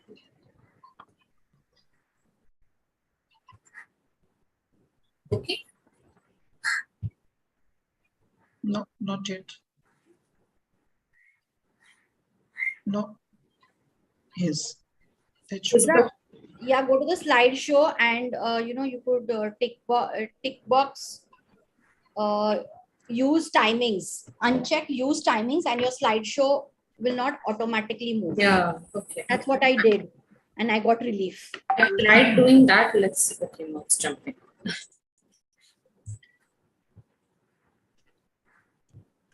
Give me a minute.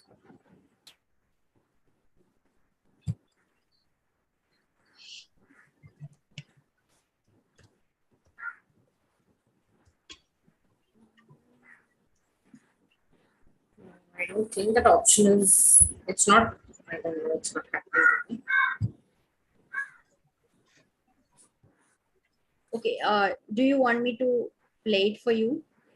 I'll try seeing it. I actually tried reducing the timing, so let's see if it's still jumping. Okay. Yeah.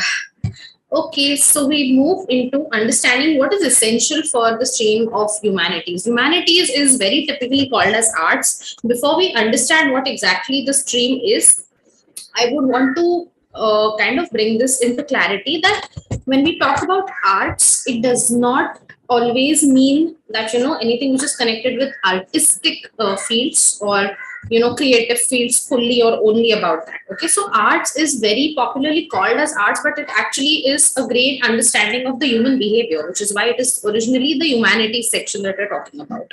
When we talk about art related fields, they can be a part which you can pursue through the arts field. So let's be clear about this as we begin. The core question is, when we want to pursue anything connected with arts, we need to be understanding that this is going to be about identifying, analyzing, studying human behavior and the different aspects of it. For this field especially, you will need a higher amount of verbal linguistic ability, oral written communication strength and skills. Similarly, you will also need to have a strong observational skills, which will, you know, it kind of takes you through the entire judgment. Taking a holistic picture is something which is very important in terms of our observational skill, and strong acuity skills. So when I say acuity skills, it also means speed and accuracy while we work on tasks. Okay, so keep these aspects in mind. If you have a kind of, you know, a personality which does not mind studying about all of this, then art related topics or art humanities related subjects can be a great base area to venture into the different applied based fields of the work. Okay, so typically if you're studying humanities, what are the subjects that you come across with?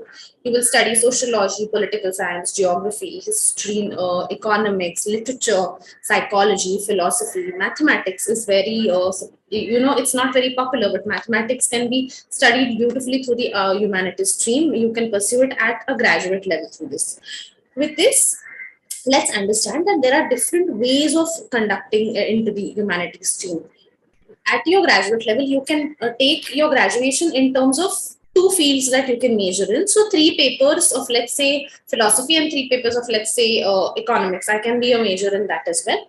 If I am, however, pursuing 6 papers as my graduate field, that is something which is called as BA or graduate in, let us say, philosophy or political science. However, if I'm taking up 8 papers at my humanity level, and there are different colleges for that, that is when it is called as BSc honors. Okay, or BA with honors that you can pursue your fields as, or your humanity subjects as. So let's understand that BA honors and BA graduate with a particular stream are slightly different, and that BA honors has 2 more papers added to it.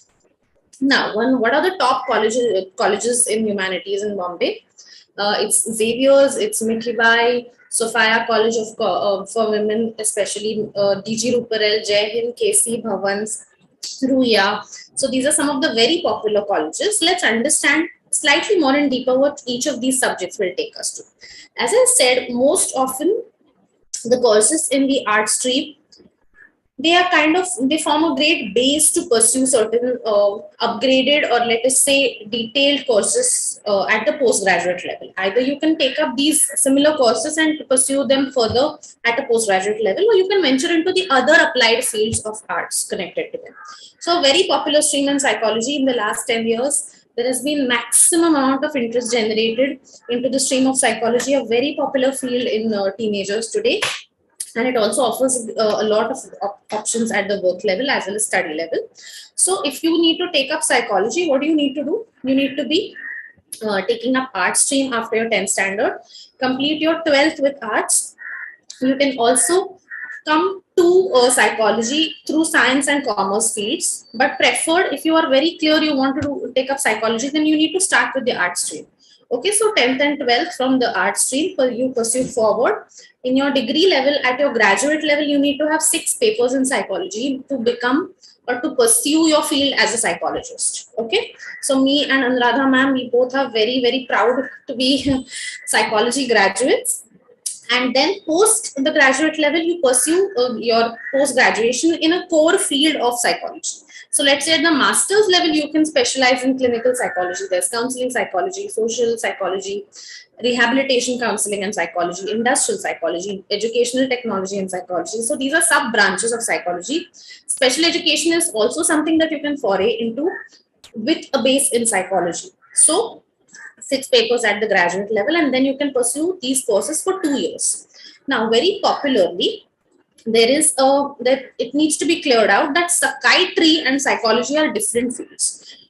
The workspace of a psychologist, especially a clinical psychologist and a counseling psychologist, can take them very close to working in a psychiatric unit, okay, where we work with doctors. However, if you need to be taking up psychiatry, it is through the medicinal branch, and we cannot, psychologists do not work in the psychiatric space through arts field. If that is the case, then you need to venture through the science field.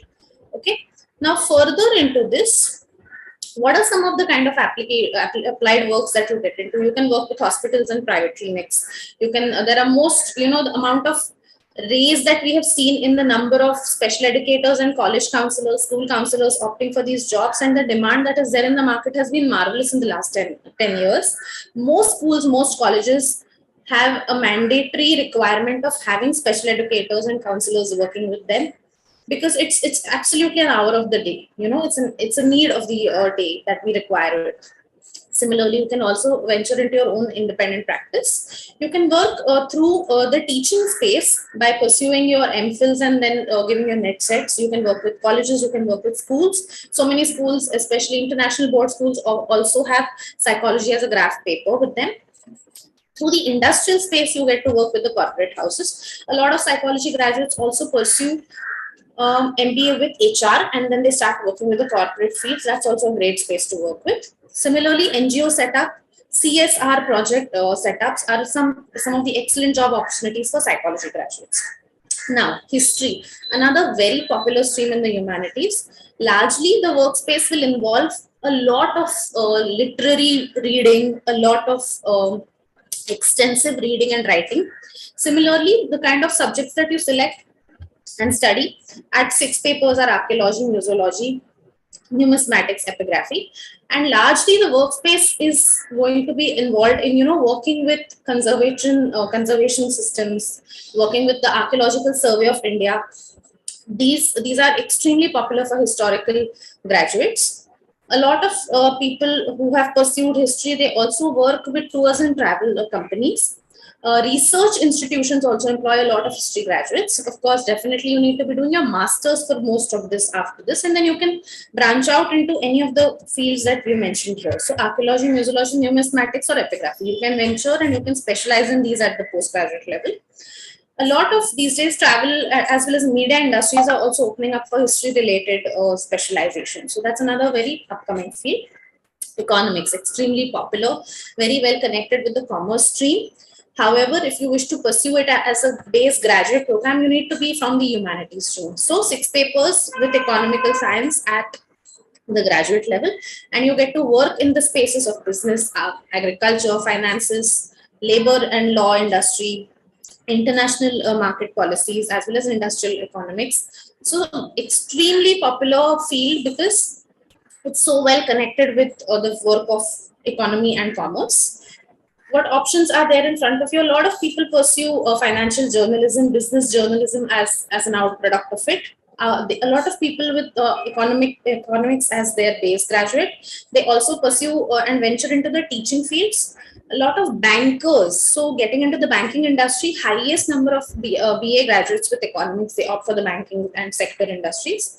Similarly, stock markets is something that you have a huge scope if you have a base in economics. You can pursue your post grad in economics through the art stream, or you can even go on to do your financial MBA after the graduation. Similarly, moving forward to the next one, that is geography.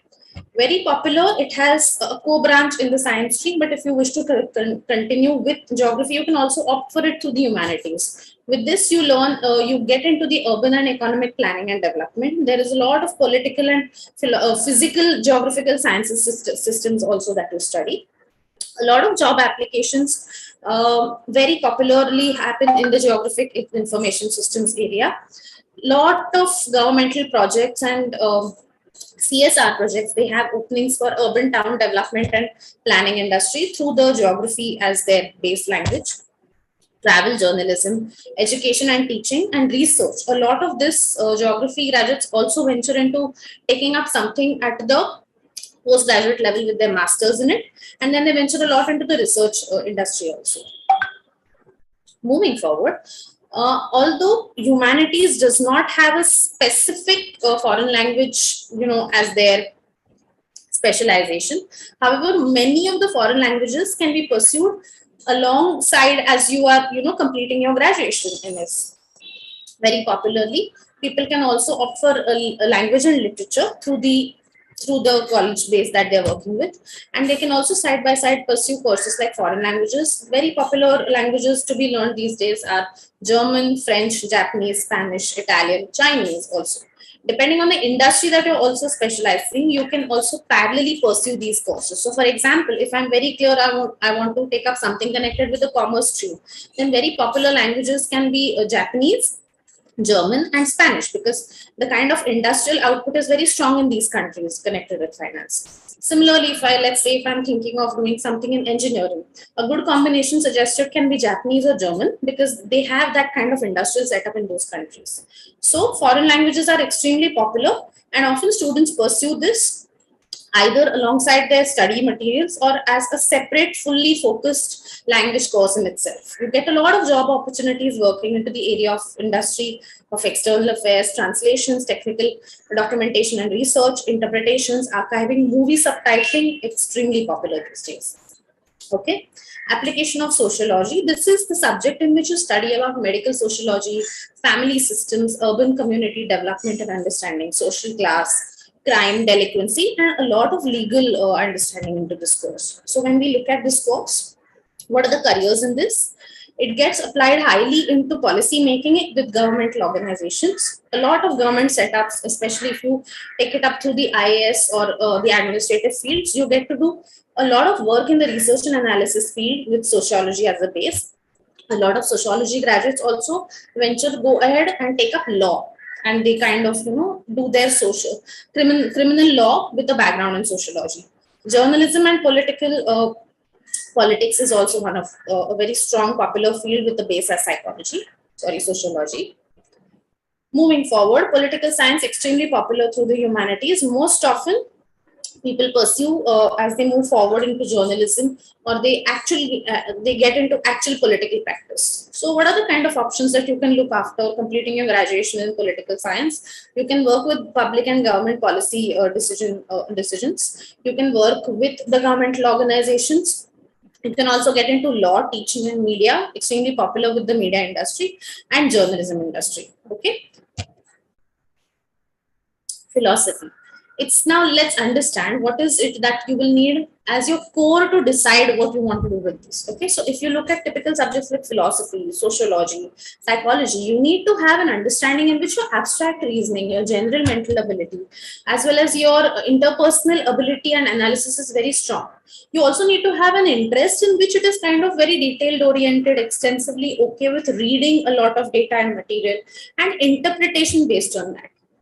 So you need to have a slightly philosophical way of, or rather a literary way of looking at situations and deciphering through data for this. So make sure, if you have that kind of interest, if you're open to working in such a kind of field, is when you are looking at such fields. Okay, when you're thinking of philosophy, political science, you need to keep that very clear in your mind.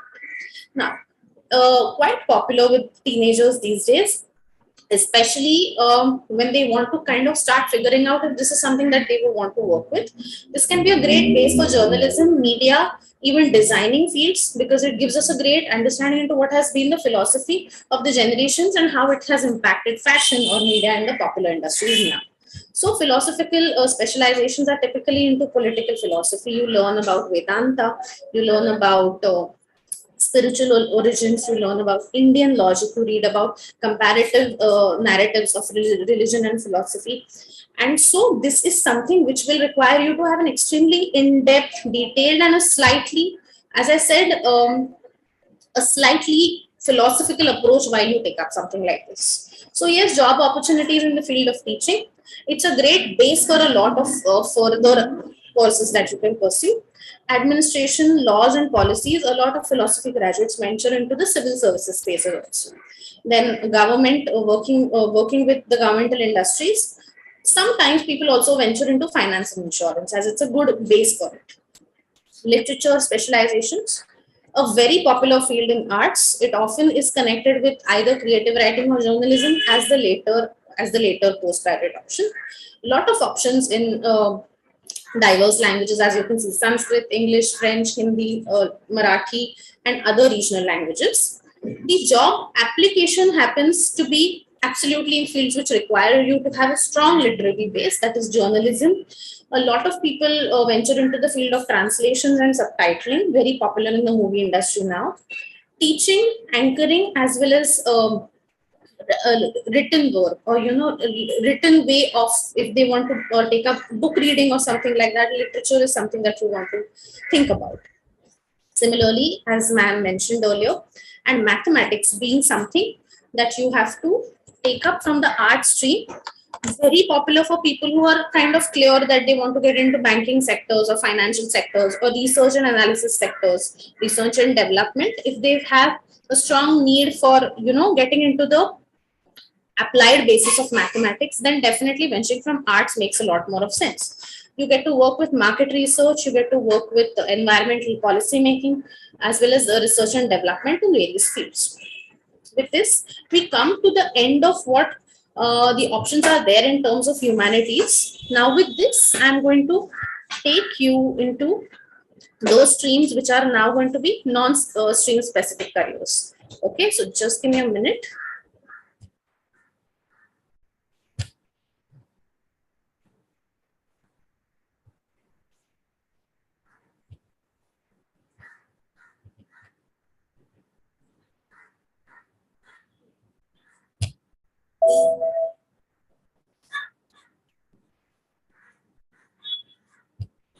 Okay, is this seen? Can you see this? Is my screen visible? No, it is not. Oh, all right. Sorry, give me a minute.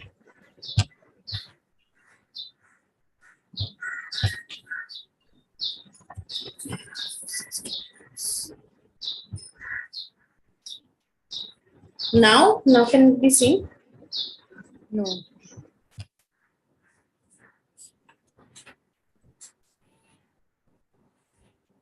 I'm sorry, just give me a minute, please.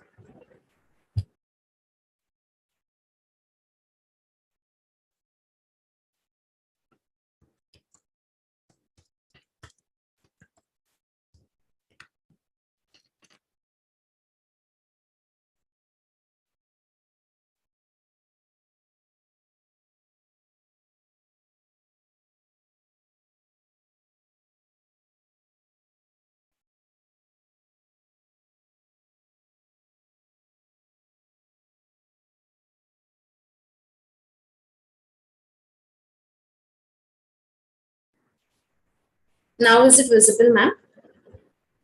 Yes, yes, madam, it is visible. Okay, all right. So we move further into understanding what are some of the extremely popular non-stream specific careers as well. So let's understand that there are certain careers which you can pick up after doing your 10th or your 12th standards. Excuse me. And these are the fields that we're typically talking about when we talk about non-stream specific career options. Very popularly, mass communication, teaching, designing, foreign languages, as well as hospitality, management, travel and tourism, and filmmaking. This is a quick bird's eye view of the different options that we're going to be talking about.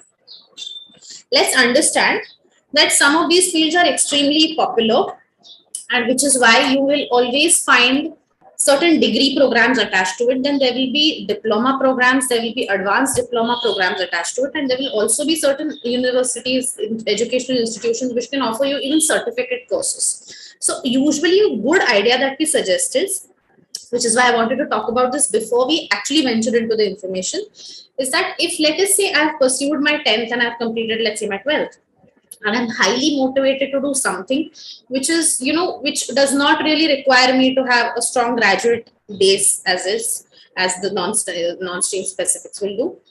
A good idea will be to sit down properly, think about what exactly are we going to do if we pick up a field which is, not really going to be requiring me to have 12th or at least a graduate with this. If we are very clear, if we are very sure we want to do it, we want to give it a thought about it, then we can venture into these.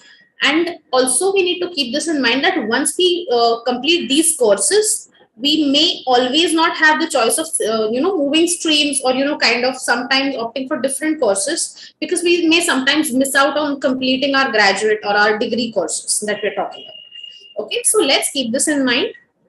A good idea to decide whether we can be interested in this, as ma'am said, is internship is something which will really help you to actually get a hands-on field of what you're going to do. Similarly, there are certificate crash courses. There are so many courses on Udemy these days, which, kind of you can just take an overall understanding of what that world of work will be like, and then go ahead and decide. Okay, so this can be a slight, suggestion, that before deciding to get into these fields, let's be very sure we wish to pursue them, get some kind of understanding and experience, and then decide with full surety, and then obviously a lot more of effectivity when we work into this space.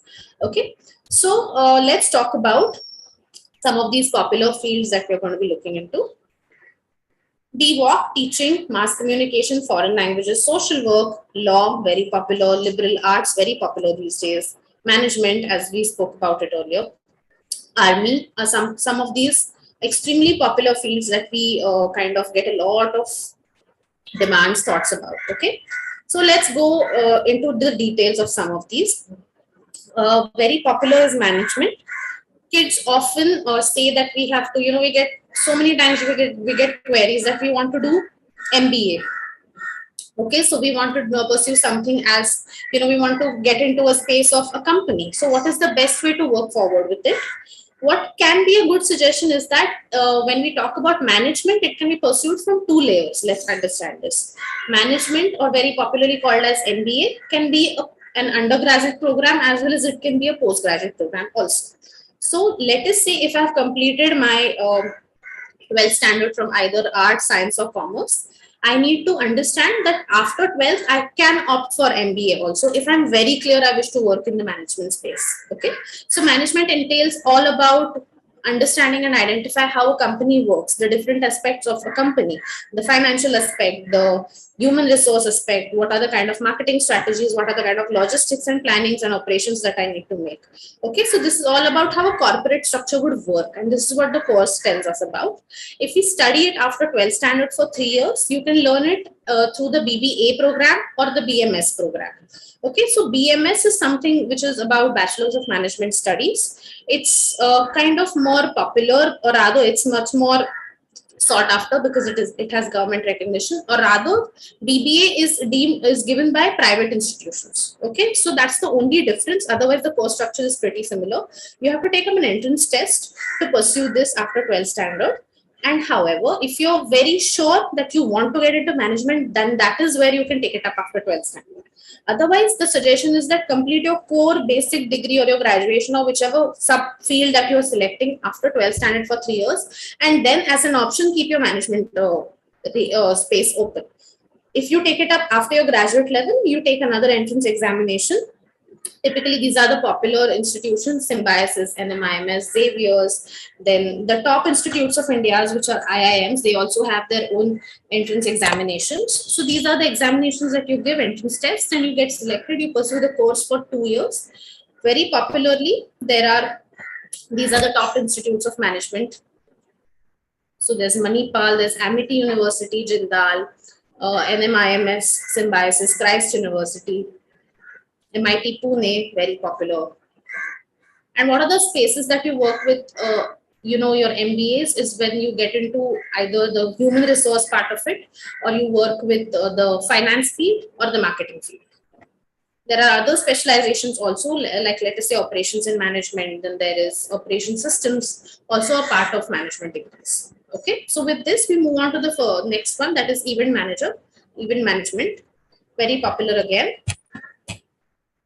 Okay, so this course is something which you can pursue after your 12th standard also. Typically, the course will entail you into understanding and identifying that what is the management and the logistical requirement that is required to kind of organize an event. So studying a lot about advertising, marketing, public relations, PR, then corporate communication, identify how to put up things together, connecting the marketing to it, finances and the management, and so forth.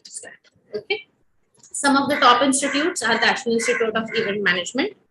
These courses again can also be pursued after your graduation, so keep this in mind also. Yet again, if you're very sure, then opt for it after 12th standard. If you're still wanting to explore more, make sure you can do, you keep your options open, and then if you wish, you can decide into it. Event management looks pretty popular these days. However, it is a field which requires you to be extremely hardworking. It's also physically highly taxing.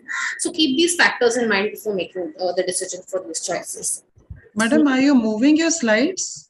Because we are not seeing any movement of the slides. We are still seeing the second slide. Yeah. Oh, is it? Yes. We are on the law slide right now. Can you see the law slide? No. We are only seeing the second one. Oh, okay. Then let me just do the screen share again, please. Give me a minute. Just a minute, please.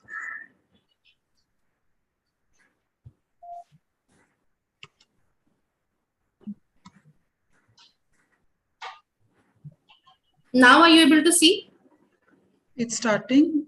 Yes. Now we're on law, actually. Yes. Yes. This is the law slide. Yes. Okay. So as I said, extremely popular. Actually, I guess there is some problem with the internet, so which is why I'm not able to make this. Do you want me to share the PPT? Yeah, maybe yes. That will just save our time. On the law field, ma'am. Give me a moment, please. Sure. Meantime, you could continue. Yes. So as we were talking about the law stream, this stream is extremely popular. A lot of commerce graduates, a lot of art graduates, and pure science specific graduates also opt for it.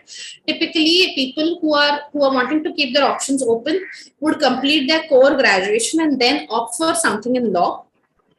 If we are, however, very clear about that we want to pursue law as our ultimate way of career forward, then there is the integrated BALS LLB course that is there. It is a 5 years program.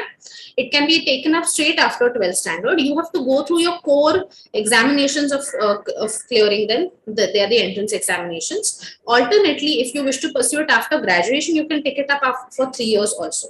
So there is the choice of doing it after your 12th standard as well as after your graduation. Very popular is the integrated program because that has a lot more of intensive work that you can study as a law expert. Kindly move forward, ma'am. What is also very important for us to keep in mind is that let's understand law looks extremely lucrative. It is also one of the finest paid jobs. So much demand into what we can do in the space of law. However, let's understand that there is a lot of language, a very legal specific language that is used. So your literary skills, your reading, writing, communication skills need to be very strong. Your memorization and keeping track of a lot of extensive rules, laws, acts that have been, in practice, that needs to be very strong. So memorizing that, application of that, and a very strong detail oriented approach is required for any of the legal fields. These are some of the top subjects that you take up pursuing law. Very popularly, corporate law, criminal law, social justice and law. IPR is also an extremely popular way of lawyers. Top institutes in the field of law are National Law School, Bangalore, National University of Law, Delhi. Very popularly, also National Academy of Legal Studies and Research, NALSAR, and Law School of Kolkata. Banaras Hindu University Law College is also extremely popular. In Bombay, closer home, it's the Government Law College GLC and New Law College. Rizvi is also extremely popular, and some of the finest courses are also conducted in Siddharth and Jitendra College of Law. Okay, so these are the top institutes in law. Moving forward, another very popular field is mass media. A lot of graduates from art field as well as humanities, they venture into mass media. You can take it up after 12th standard also. So there's an entire program of 3 years after 12th standard, which makes you a bachelor's in mass media. What are the typical world of works that you do? That is journalism, advertising, public relations, editing, TV correspondency, content writing. So let's understand, this is also very strongly connected with travel and tourism. A lot of mass media graduates get pulled into the travel tourism industry, very popular. Photography is also another very strong, very strong application area for mass media graduates. Moving forward, you can complete your graduation with journalism, that is journalism or advertising, and you specialize in either of these at the graduate level. There is also mass communication that you can do. You have to give your entrance examinations, and as very, very essential, it's all about your oral written communication skills. Extremely strong, and mental toughness needs to be very high at a personality factor level. Then lots of creativity and lots of verbal linguistics will be applied for this field. So let's keep this in mind before we decide. Moving forward, entrance exams you need to give after the 12th standard. You can also opt for it after doing, you can also opt for it after doing your graduation. Okay, so then it becomes a 1-year diploma program. Some of the top institutes are Xavier's, Jai Hind, back home in Bombay, University of Delhi, Symbiosis in Pune also has some very good courses. Amity is again a very popular one for mass media graduates. Moving forward, now let's understand filmmaking is a part, or it's like this super specialization that you can select after mass media or even after your 12th standard, but it definitely belongs to the entire gamut of media industry. So that kind of personality, that kind of application needs to be there, in which you have extremely strong creative ability, highly flexible personality. So adaptability quotient needs to be very high, especially if you're venturing into these areas, because let's understand it's an extremely competitive field. Okay, so filmmaking, if pursued after 10th standard, you have short-term diploma courses, but let's understand you need to take it up ideally after 12th standard, because that gives you much more of application. You also understand more of what you need to do. Typically, work will involve choreography, acting, direction, script writing, editing, art direction, production, designing, set designing, sound recording and designing. So a lot of the elements of the media industry, yet again, I'm repeating, it looks extremely lucrative, but having that kind of personality and the time that you want to invest in it, and then obviously it also requires a lot more of your economic backing also to venture into this field. But one of the finest institutes can be Whistling Woods, Satyajit Ray Institute of Filmmaking in Kolkata. Z Institute has some very, very nice courses. So one suggestion is, in case you wish to kind of venture into these fields, just go on these websites of these courses that we have mentioned, these colleges, and just look at what are the different choices and subjects that they offer. That should give you a good perspective. Okay. Moving further into design and careers. Designing is again a very popular stream. In this, you have fashion designing, you have accessory, you have industrial designing, you have textile designing, you also have interior designing. So what does that mean? It means you have to have extremely strong creative ability, very powerful, very good artistic abilities, strong spatial orientation. That means to understand how does an object look from diverse areas, and then actually to put it onto papers. typically these days you also need very strong computer literacy fields. So that kind of orientation needs to be there. Okay. Moving further, just give me a minute, please.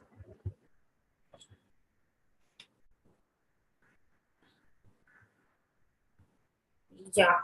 Sorry. Am I audible? I think I'm getting a slight lag. No, you're audible. You're audible. Okay. Okay. So moving further into the deeper understanding of what exactly the designing spectrum will involve. See, this can be pursued after your 12th standard also. You need to give the entrance examinations for this.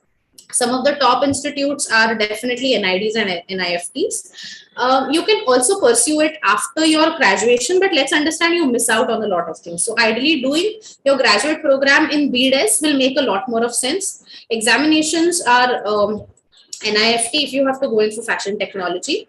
Then some of the Mumbai University, rather Mumbai institutions are very popular when it comes to Pearl.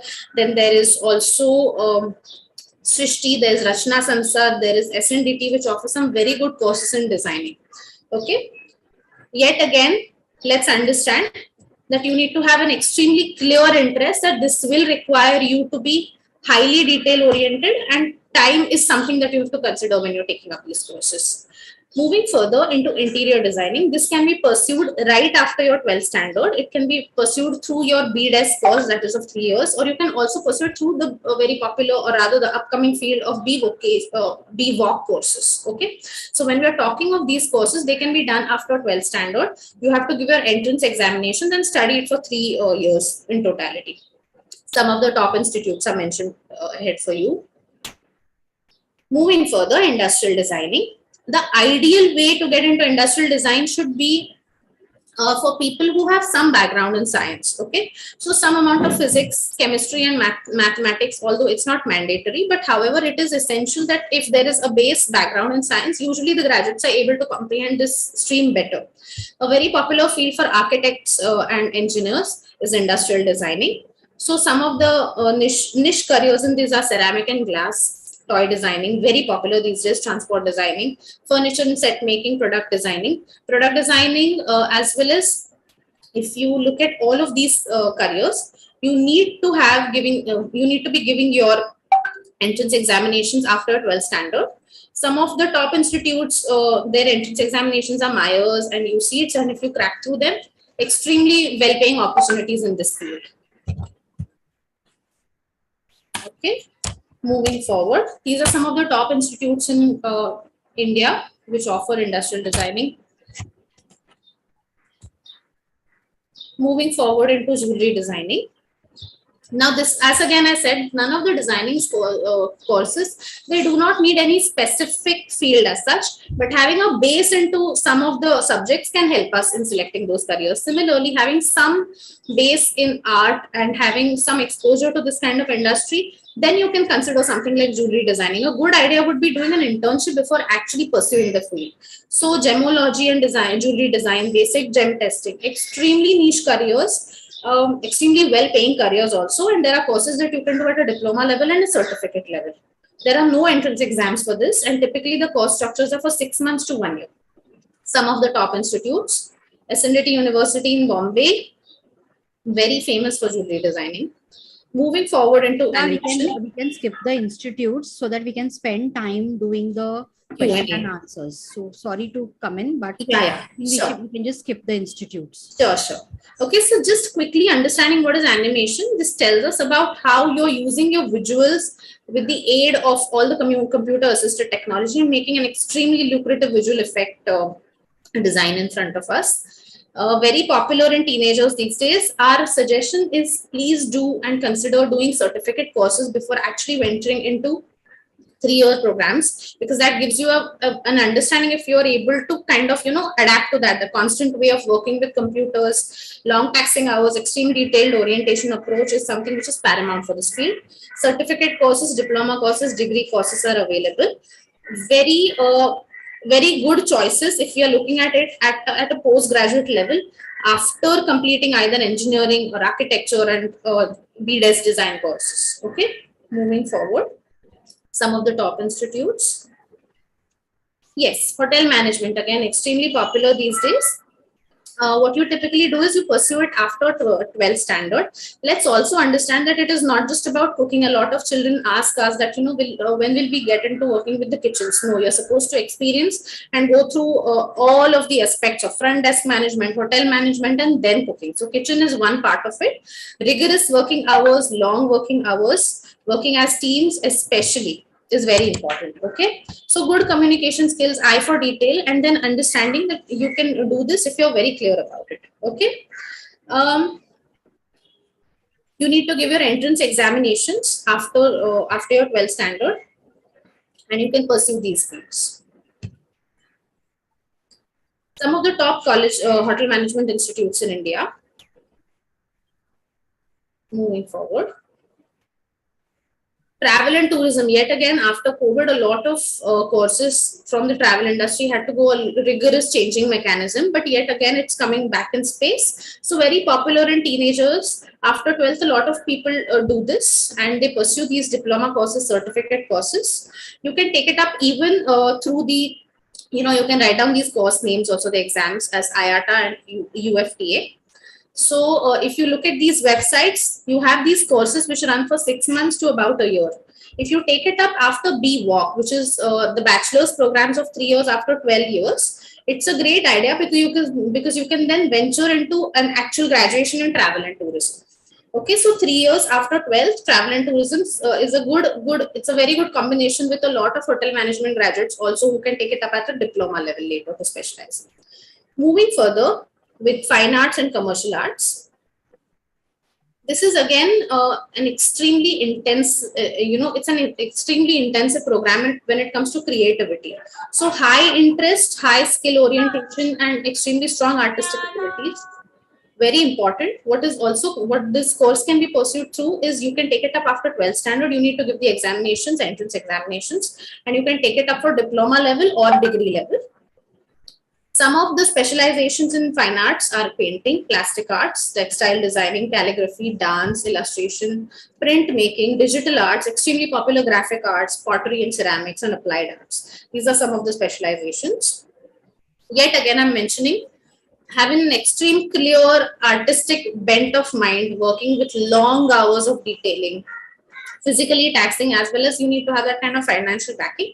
But if you're interested in this very, very, rewarding fields, also higher amount of satisfaction derived with these kinds of fields. So keep an eye for these questions and then think about if you wish to pursue these fields. Some of the top institutes for arts, fine arts. Coming to liberal arts. Now, this is a new upcoming field in which you can complete your graduation with a degree in liberal arts for 3 years, and it's a great combination of some of the art fields as well as you can take some of the choice subjects from the science field also.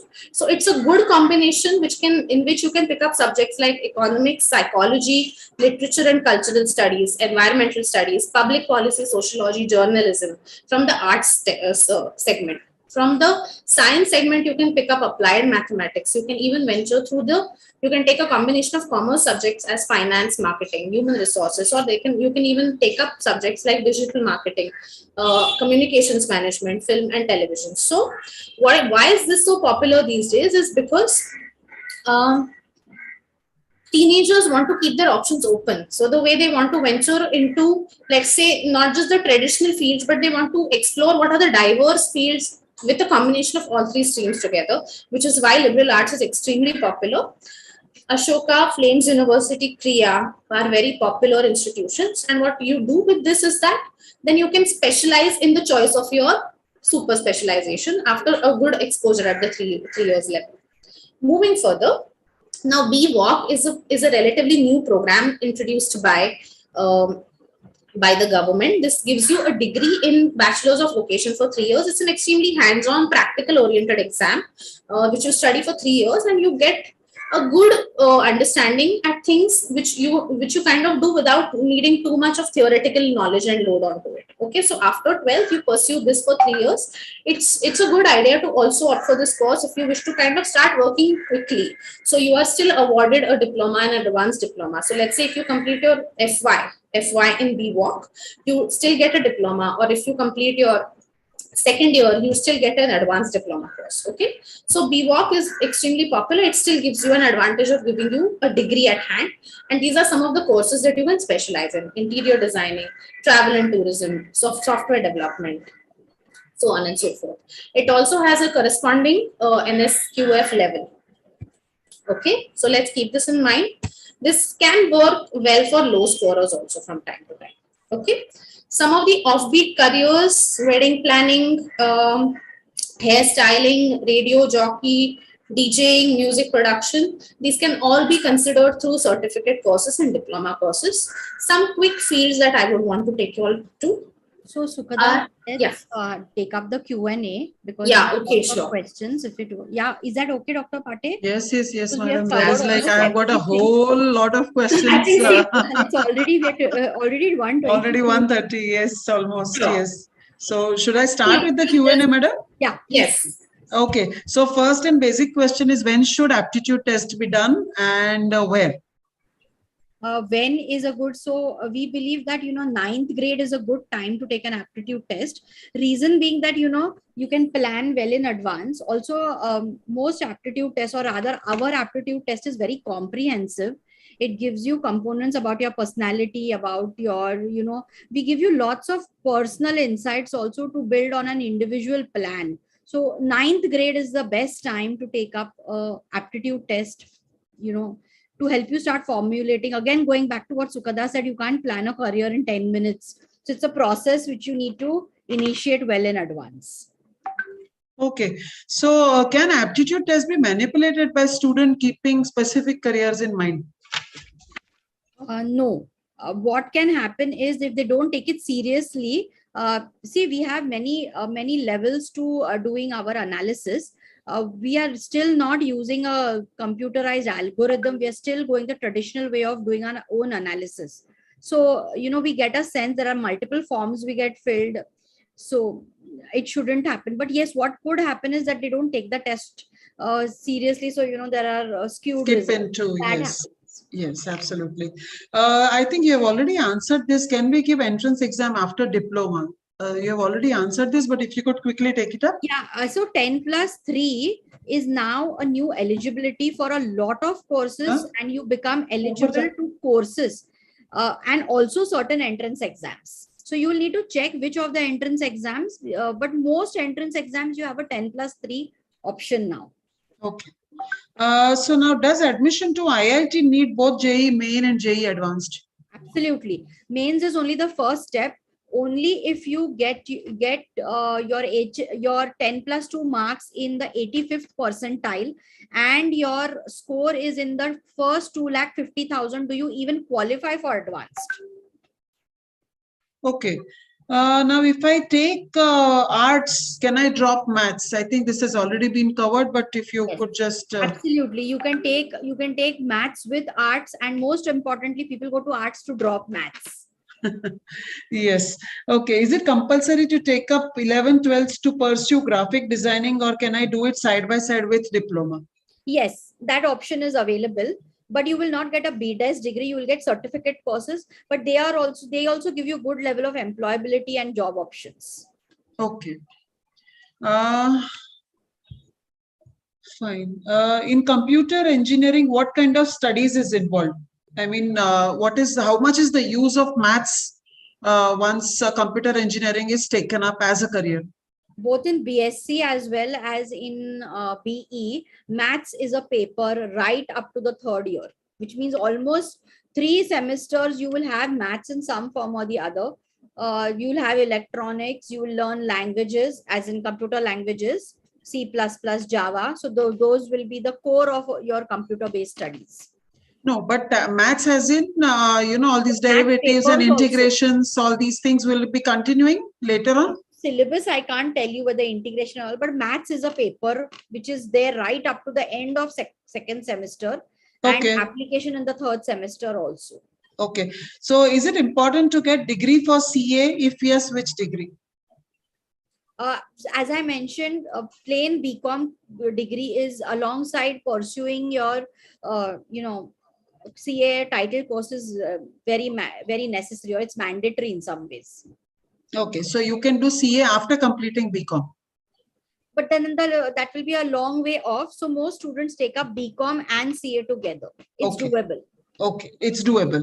So do NIOI students score, that is 10th, have a value equivalent to other boards for admission to good college for 11th standard? Yes, they do. They do. You can even give the JEE mains with NIOS if you have the relevant subjects. Okay. So is there any difference between aptitude test and the psychometric test is one So question. an aptitude test is a type of a psychometric test. Okay. What course or stream for becoming air hostess? Yeah, so cabin crew, generally post 12th, you have a one year course in cabin crew where they train you to be an air hostess. But more important is, you know, your height, weight, complexion, color, spectacles, all those matter more. So Okay. you can't be more than 53 kilos. You need a certain height. You need 5'3", 5'4" is a minimum requirement. So those are more important. Okay. What are the pros and cons of doing diploma instead of 11th, 12th? So the biggest con that I have experienced is the lack of math knowledge will impact you when you go into the degree course. The pros are that you miss out on entrance tests, you miss out on 11th and 12th mathematics. So in that sense, you miss, you know, you're released from it, and then you do diploma. So you get an application orientation, and then you get the degree also. But for me, the lack of loss of maths there is a very big issue. So generally what I've been advising students and parents is take up math as a separate subject in a coaching class. Okay. So what are the studies involved in architecture and what are the career prospects? Studies involved means it's basically, if you go to any architecture site as in any college, you'll get the syllabus. It's basically about designing. A part of civil engineering is there. It's designing three-dimensional space perception. Job prospects are as you start off as junior architects. You can then get into a little bit of urban planning. You can get into landscape designing. These are some specializations that you can do. Okay. Can 10+2 student with PCM and electronics, I think bifocal, the student is talking about, go for software engineering or computer science courses if the student didn't take computer as subject in 11th? Absolutely, yes. Absolutely, yes. 10+2 PCM is the basic eligibility for going into any computer-based course. Okay. What is ISER exam schedule? Is it only once a year and when can one give it? Okay, so ISER exam for now, just now the ISER aptitude test has been launched. Is generally in the month of May and it's only once a year, currently at least. Okay. Admission in AIMS and JIPMER, it is through NEET or they have the separate JIPMER has their entrances? own entrance test. Okay. What about AIMS? AIMS also has their own entrance test. Okay. Some more details about BMS. So I think BMS is basically, even I touched upon it. It's basically an undergraduate management program. So you are round, you know, it's an all-round approach towards finance, logistics, HR, marketing. All this is covered over the 3 years, and most colleges will have, you know, mandatory internship also for it. So Okay. that's, but ideally a MBA needs to be pursued. MBA or anything else needs to be pursued because it's an undergraduate program. Currently, India has still not moved to that level that an undergraduate program is employability. But with the NEP coming in, you know, once the NEP gets rolled out, the bachelor's course is going to become 4 years, and that's where the change will happen. So the difference between BBA and BMS, as Sukhada madam said, is only the private universities and the government universities? Yes. Curriculum wise, they're almost at par. But see, being BBA, being hosted by a private university, you have more faculty, you have industrial visits, you have a fancy campus, you're given a, you know, so those resources will change. Okay, they are better available. They're better, and the faculty is surely better. And are there any MBA integrated courses? Yes. So the IPM, so I am Indore, Shillong, Bodh Gaya and Jammu host a 5-year integrated program in management from the 12th. It is known as IPM, Integrated Program in Management. It's highly coveted, highly sought after, very difficult entrance exam. And your so 3 years is like a liberal arts program, and the 2 years are focused more towards the famous IM management programs. So Okay. I'm just posting it in the chat box. It's IPM, Okay. hosted by Indore, Rohtak, Jammu, and Bodh Gaya. Okay. So any prospects in the field of wildlife in India? In India, yes, there are wildlife enthusiasts. You can also look, you can do a BSc in wildlife management or botany or zoology. Thereafter, there is the Indian Institute of Wildlife Management at Dehradun, where you can do an MBA there. There is the Indian Forestry Service, which becomes open if you are from the relevant fields. Plus, there's wildlife photography, there's conservation. So there are options in wildlife. But see, remember, these are not going to be, you can't compare it to an MBA jobs and the space skills and all. So you have to understand that this is the niche field, so prospects will also be niche. Okay. Is there more preference given to ISC board to get admission abroad in UK or Ashoka or Kriya for psychology, or equal preference to HSC boards? No, nothing of that sort. If you want to go abroad after 12th, choose ideally an IBDP.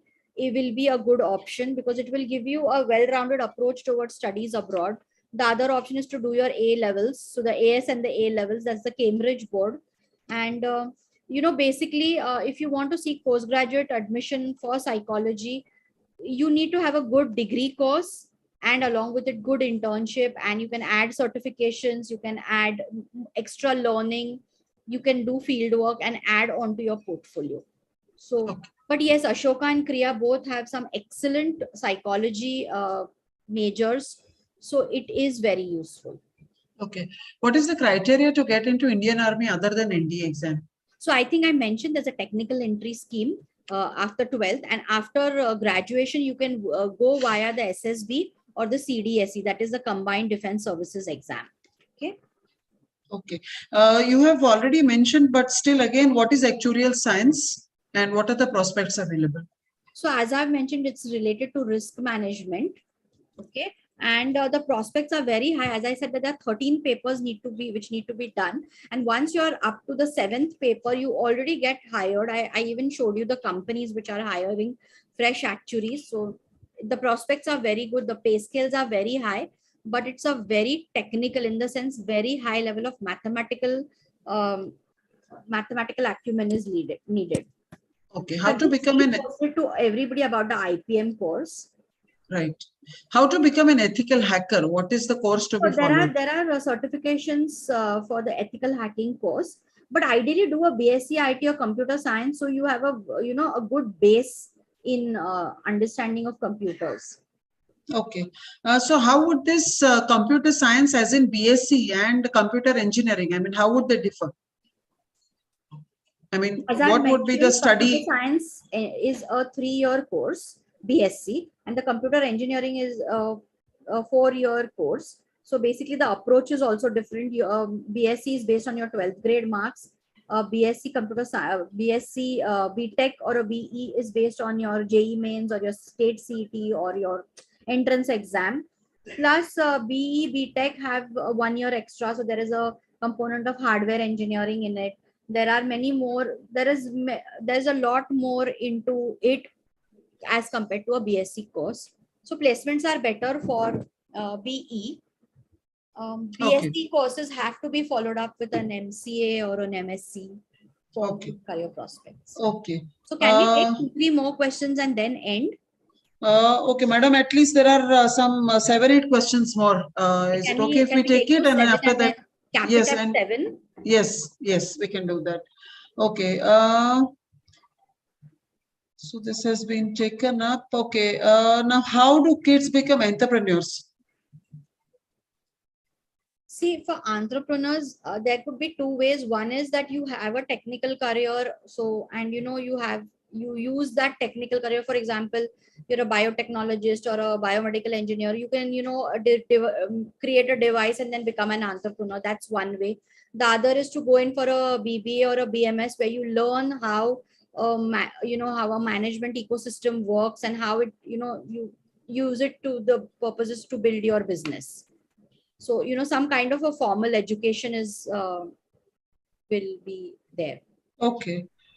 Can commerce in 11th and 12th get admission in computer science for graduation?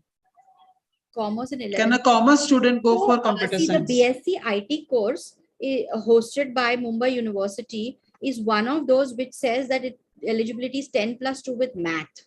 So you could be from the art stream, have taken math and still going to BSc IT.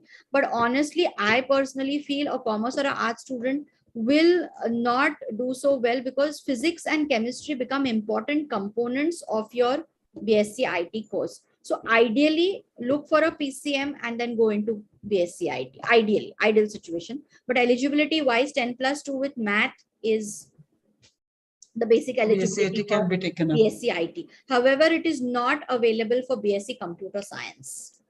Okay.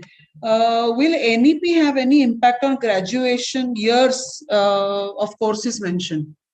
Yes, as per the NEP, the graduate course is going to become 4 years. So as I was mentioning, if you look at US or the UK, a graduate becomes employable. You know, the graduate has so much skill that he is employable. Here, unless we do a postgraduate course, we are not considered that employable. So the NEP will change it because now they will have a 4-year graduate program at par with the system that US follows. Okay. So only, madam, 2 more questions, a little bit more on the law entrance exams. So for the law entrance exams, the CLAT is what we are looking at. The CLAT is quite tough because there is an entire section on legal aptitude. Secondly, there is a component of math. So those who are going to appear for law from commerce dropping maths or arts dropping math, you all will need to take a crash course in math for the CLAT. The CLAT is tough. There is a lot of competition for the top law schools, especially NALSAR and NLS Bangalore. So, you know, a score of 105 plus is something that's basically needed. There's legal aptitude, there's verbal reasoning, there's data analysis. So, you know, you need to put in a good bit of preparation, especially for math. It's 11th and 12th level math, but nevertheless. So anything after 12th, people can go for a 5-year integrated law, or after graduation, they can go in for a 3-year law. 3-year law. Ideally, both work well. But CLAT would be needed either which way. CLAT would be needed. For Maharashtra, you also have law CET. But as per my understanding, no top schools come under the law CET. So ideally, CLAT is what we appear for, so that you get through with the top law schools. Yes, and there are many law schools which take their own entrance exams also. Also, yes.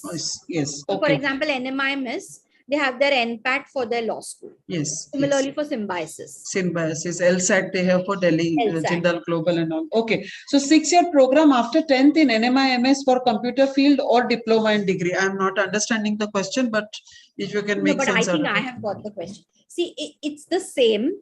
What is the benefit of using an NMIMS degree is that, you know, you don't have to give any CET, or you are not, so basically earlier when you would seek lateral entry to a degree program, you would need a first class in all your semesters in your diploma course. And the reservation of seats was just about 5% in the degree course.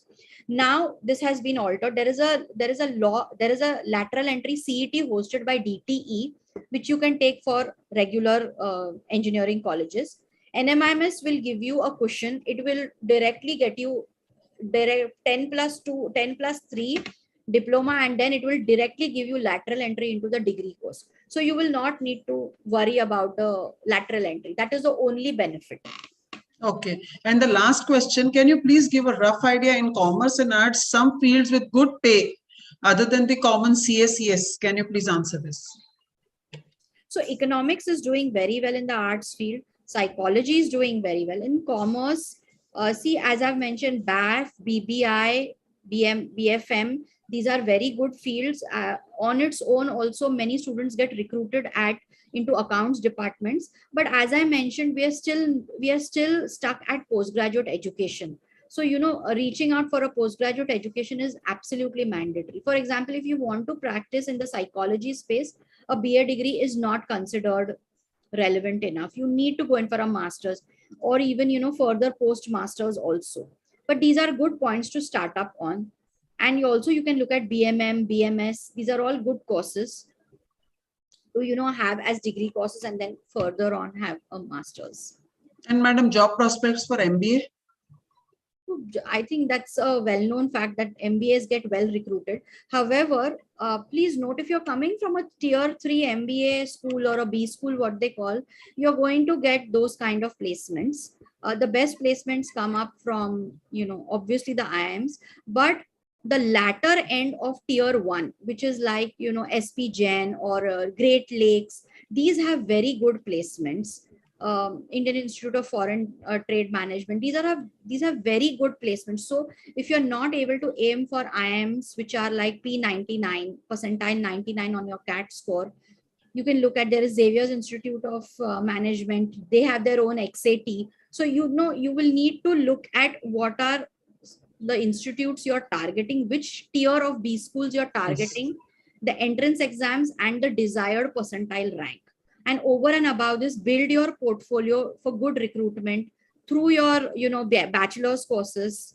As I said, internship, doing good seminars, extra learning, update your skills, upgrade yourself. And all this is considered by the IIMs. And most importantly, good CGPAs, good cumulative grade point averages is mandatory to get into IIMs. They look at academic records very deeply. Okay. So, madam, I think that has been really a plethora of information you both have given, and there is no, I feel that there is no alternative to hard work, but at the same time, let it be intelligent hard work. Put in some good research into what you want to do, and always keep your plan A, plan B, plan C, and plan D ready, because nothing in India works, exactly as we, or rather, I wouldn't say in India, but anywhere. I mean, if things worked out just like what we wanted them to, then our lives would be something different. So let us have plan A, plan B, plan C, and plan D ready, and get into with a lot of research into a field of your choice, and put in some hard work. And I think, the whole world should be at your feet. So all the best, students. And this is just the beginning of our sessions on the careers. So our Let's Talk Careers is going to continue. So first in the session, 15 days from now, is a career in engineering. That is going to be followed 15 days from then into a career in law. Later, we'll be having a career in UPSC, that is what do you call it, the services. Then after that, this will be followed by career in medicine. We have career in armed forces, which is in pipeline. Career in finance is in pipeline. Career in mass media is in pipeline. So everything will be followed one after the other at 15 days duration. So do tune in. In case you can't get us on the Zoom link, you can see us live on the YouTube channel, that is Team Talk. So every 15 days at 11 a.m. we go live on the Team Talk channel. So in case you're not able to reach us on Zoom, you can see the programs there, and the recordings are also going to be available later over there. And with this, we come to the end of today's session. Anuradha madam, Sukhada madam, you have been awesome, wonderful. And I think these expert speakers, for anybody who wants to undertake aptitude test or want to take any counseling regarding your careers, they can be reached to Disha Counseling Center, which is at Dadar. Madam, could you give your mail ID or something? I'm sharing my portal, Career Pathways. Yes. .co.in, where you can access the aptitude test online in case you're not from Mumbai. Right. Okay. And even mail or somewhere where they can reach out for any appointments or anything. Yes, I am posting my.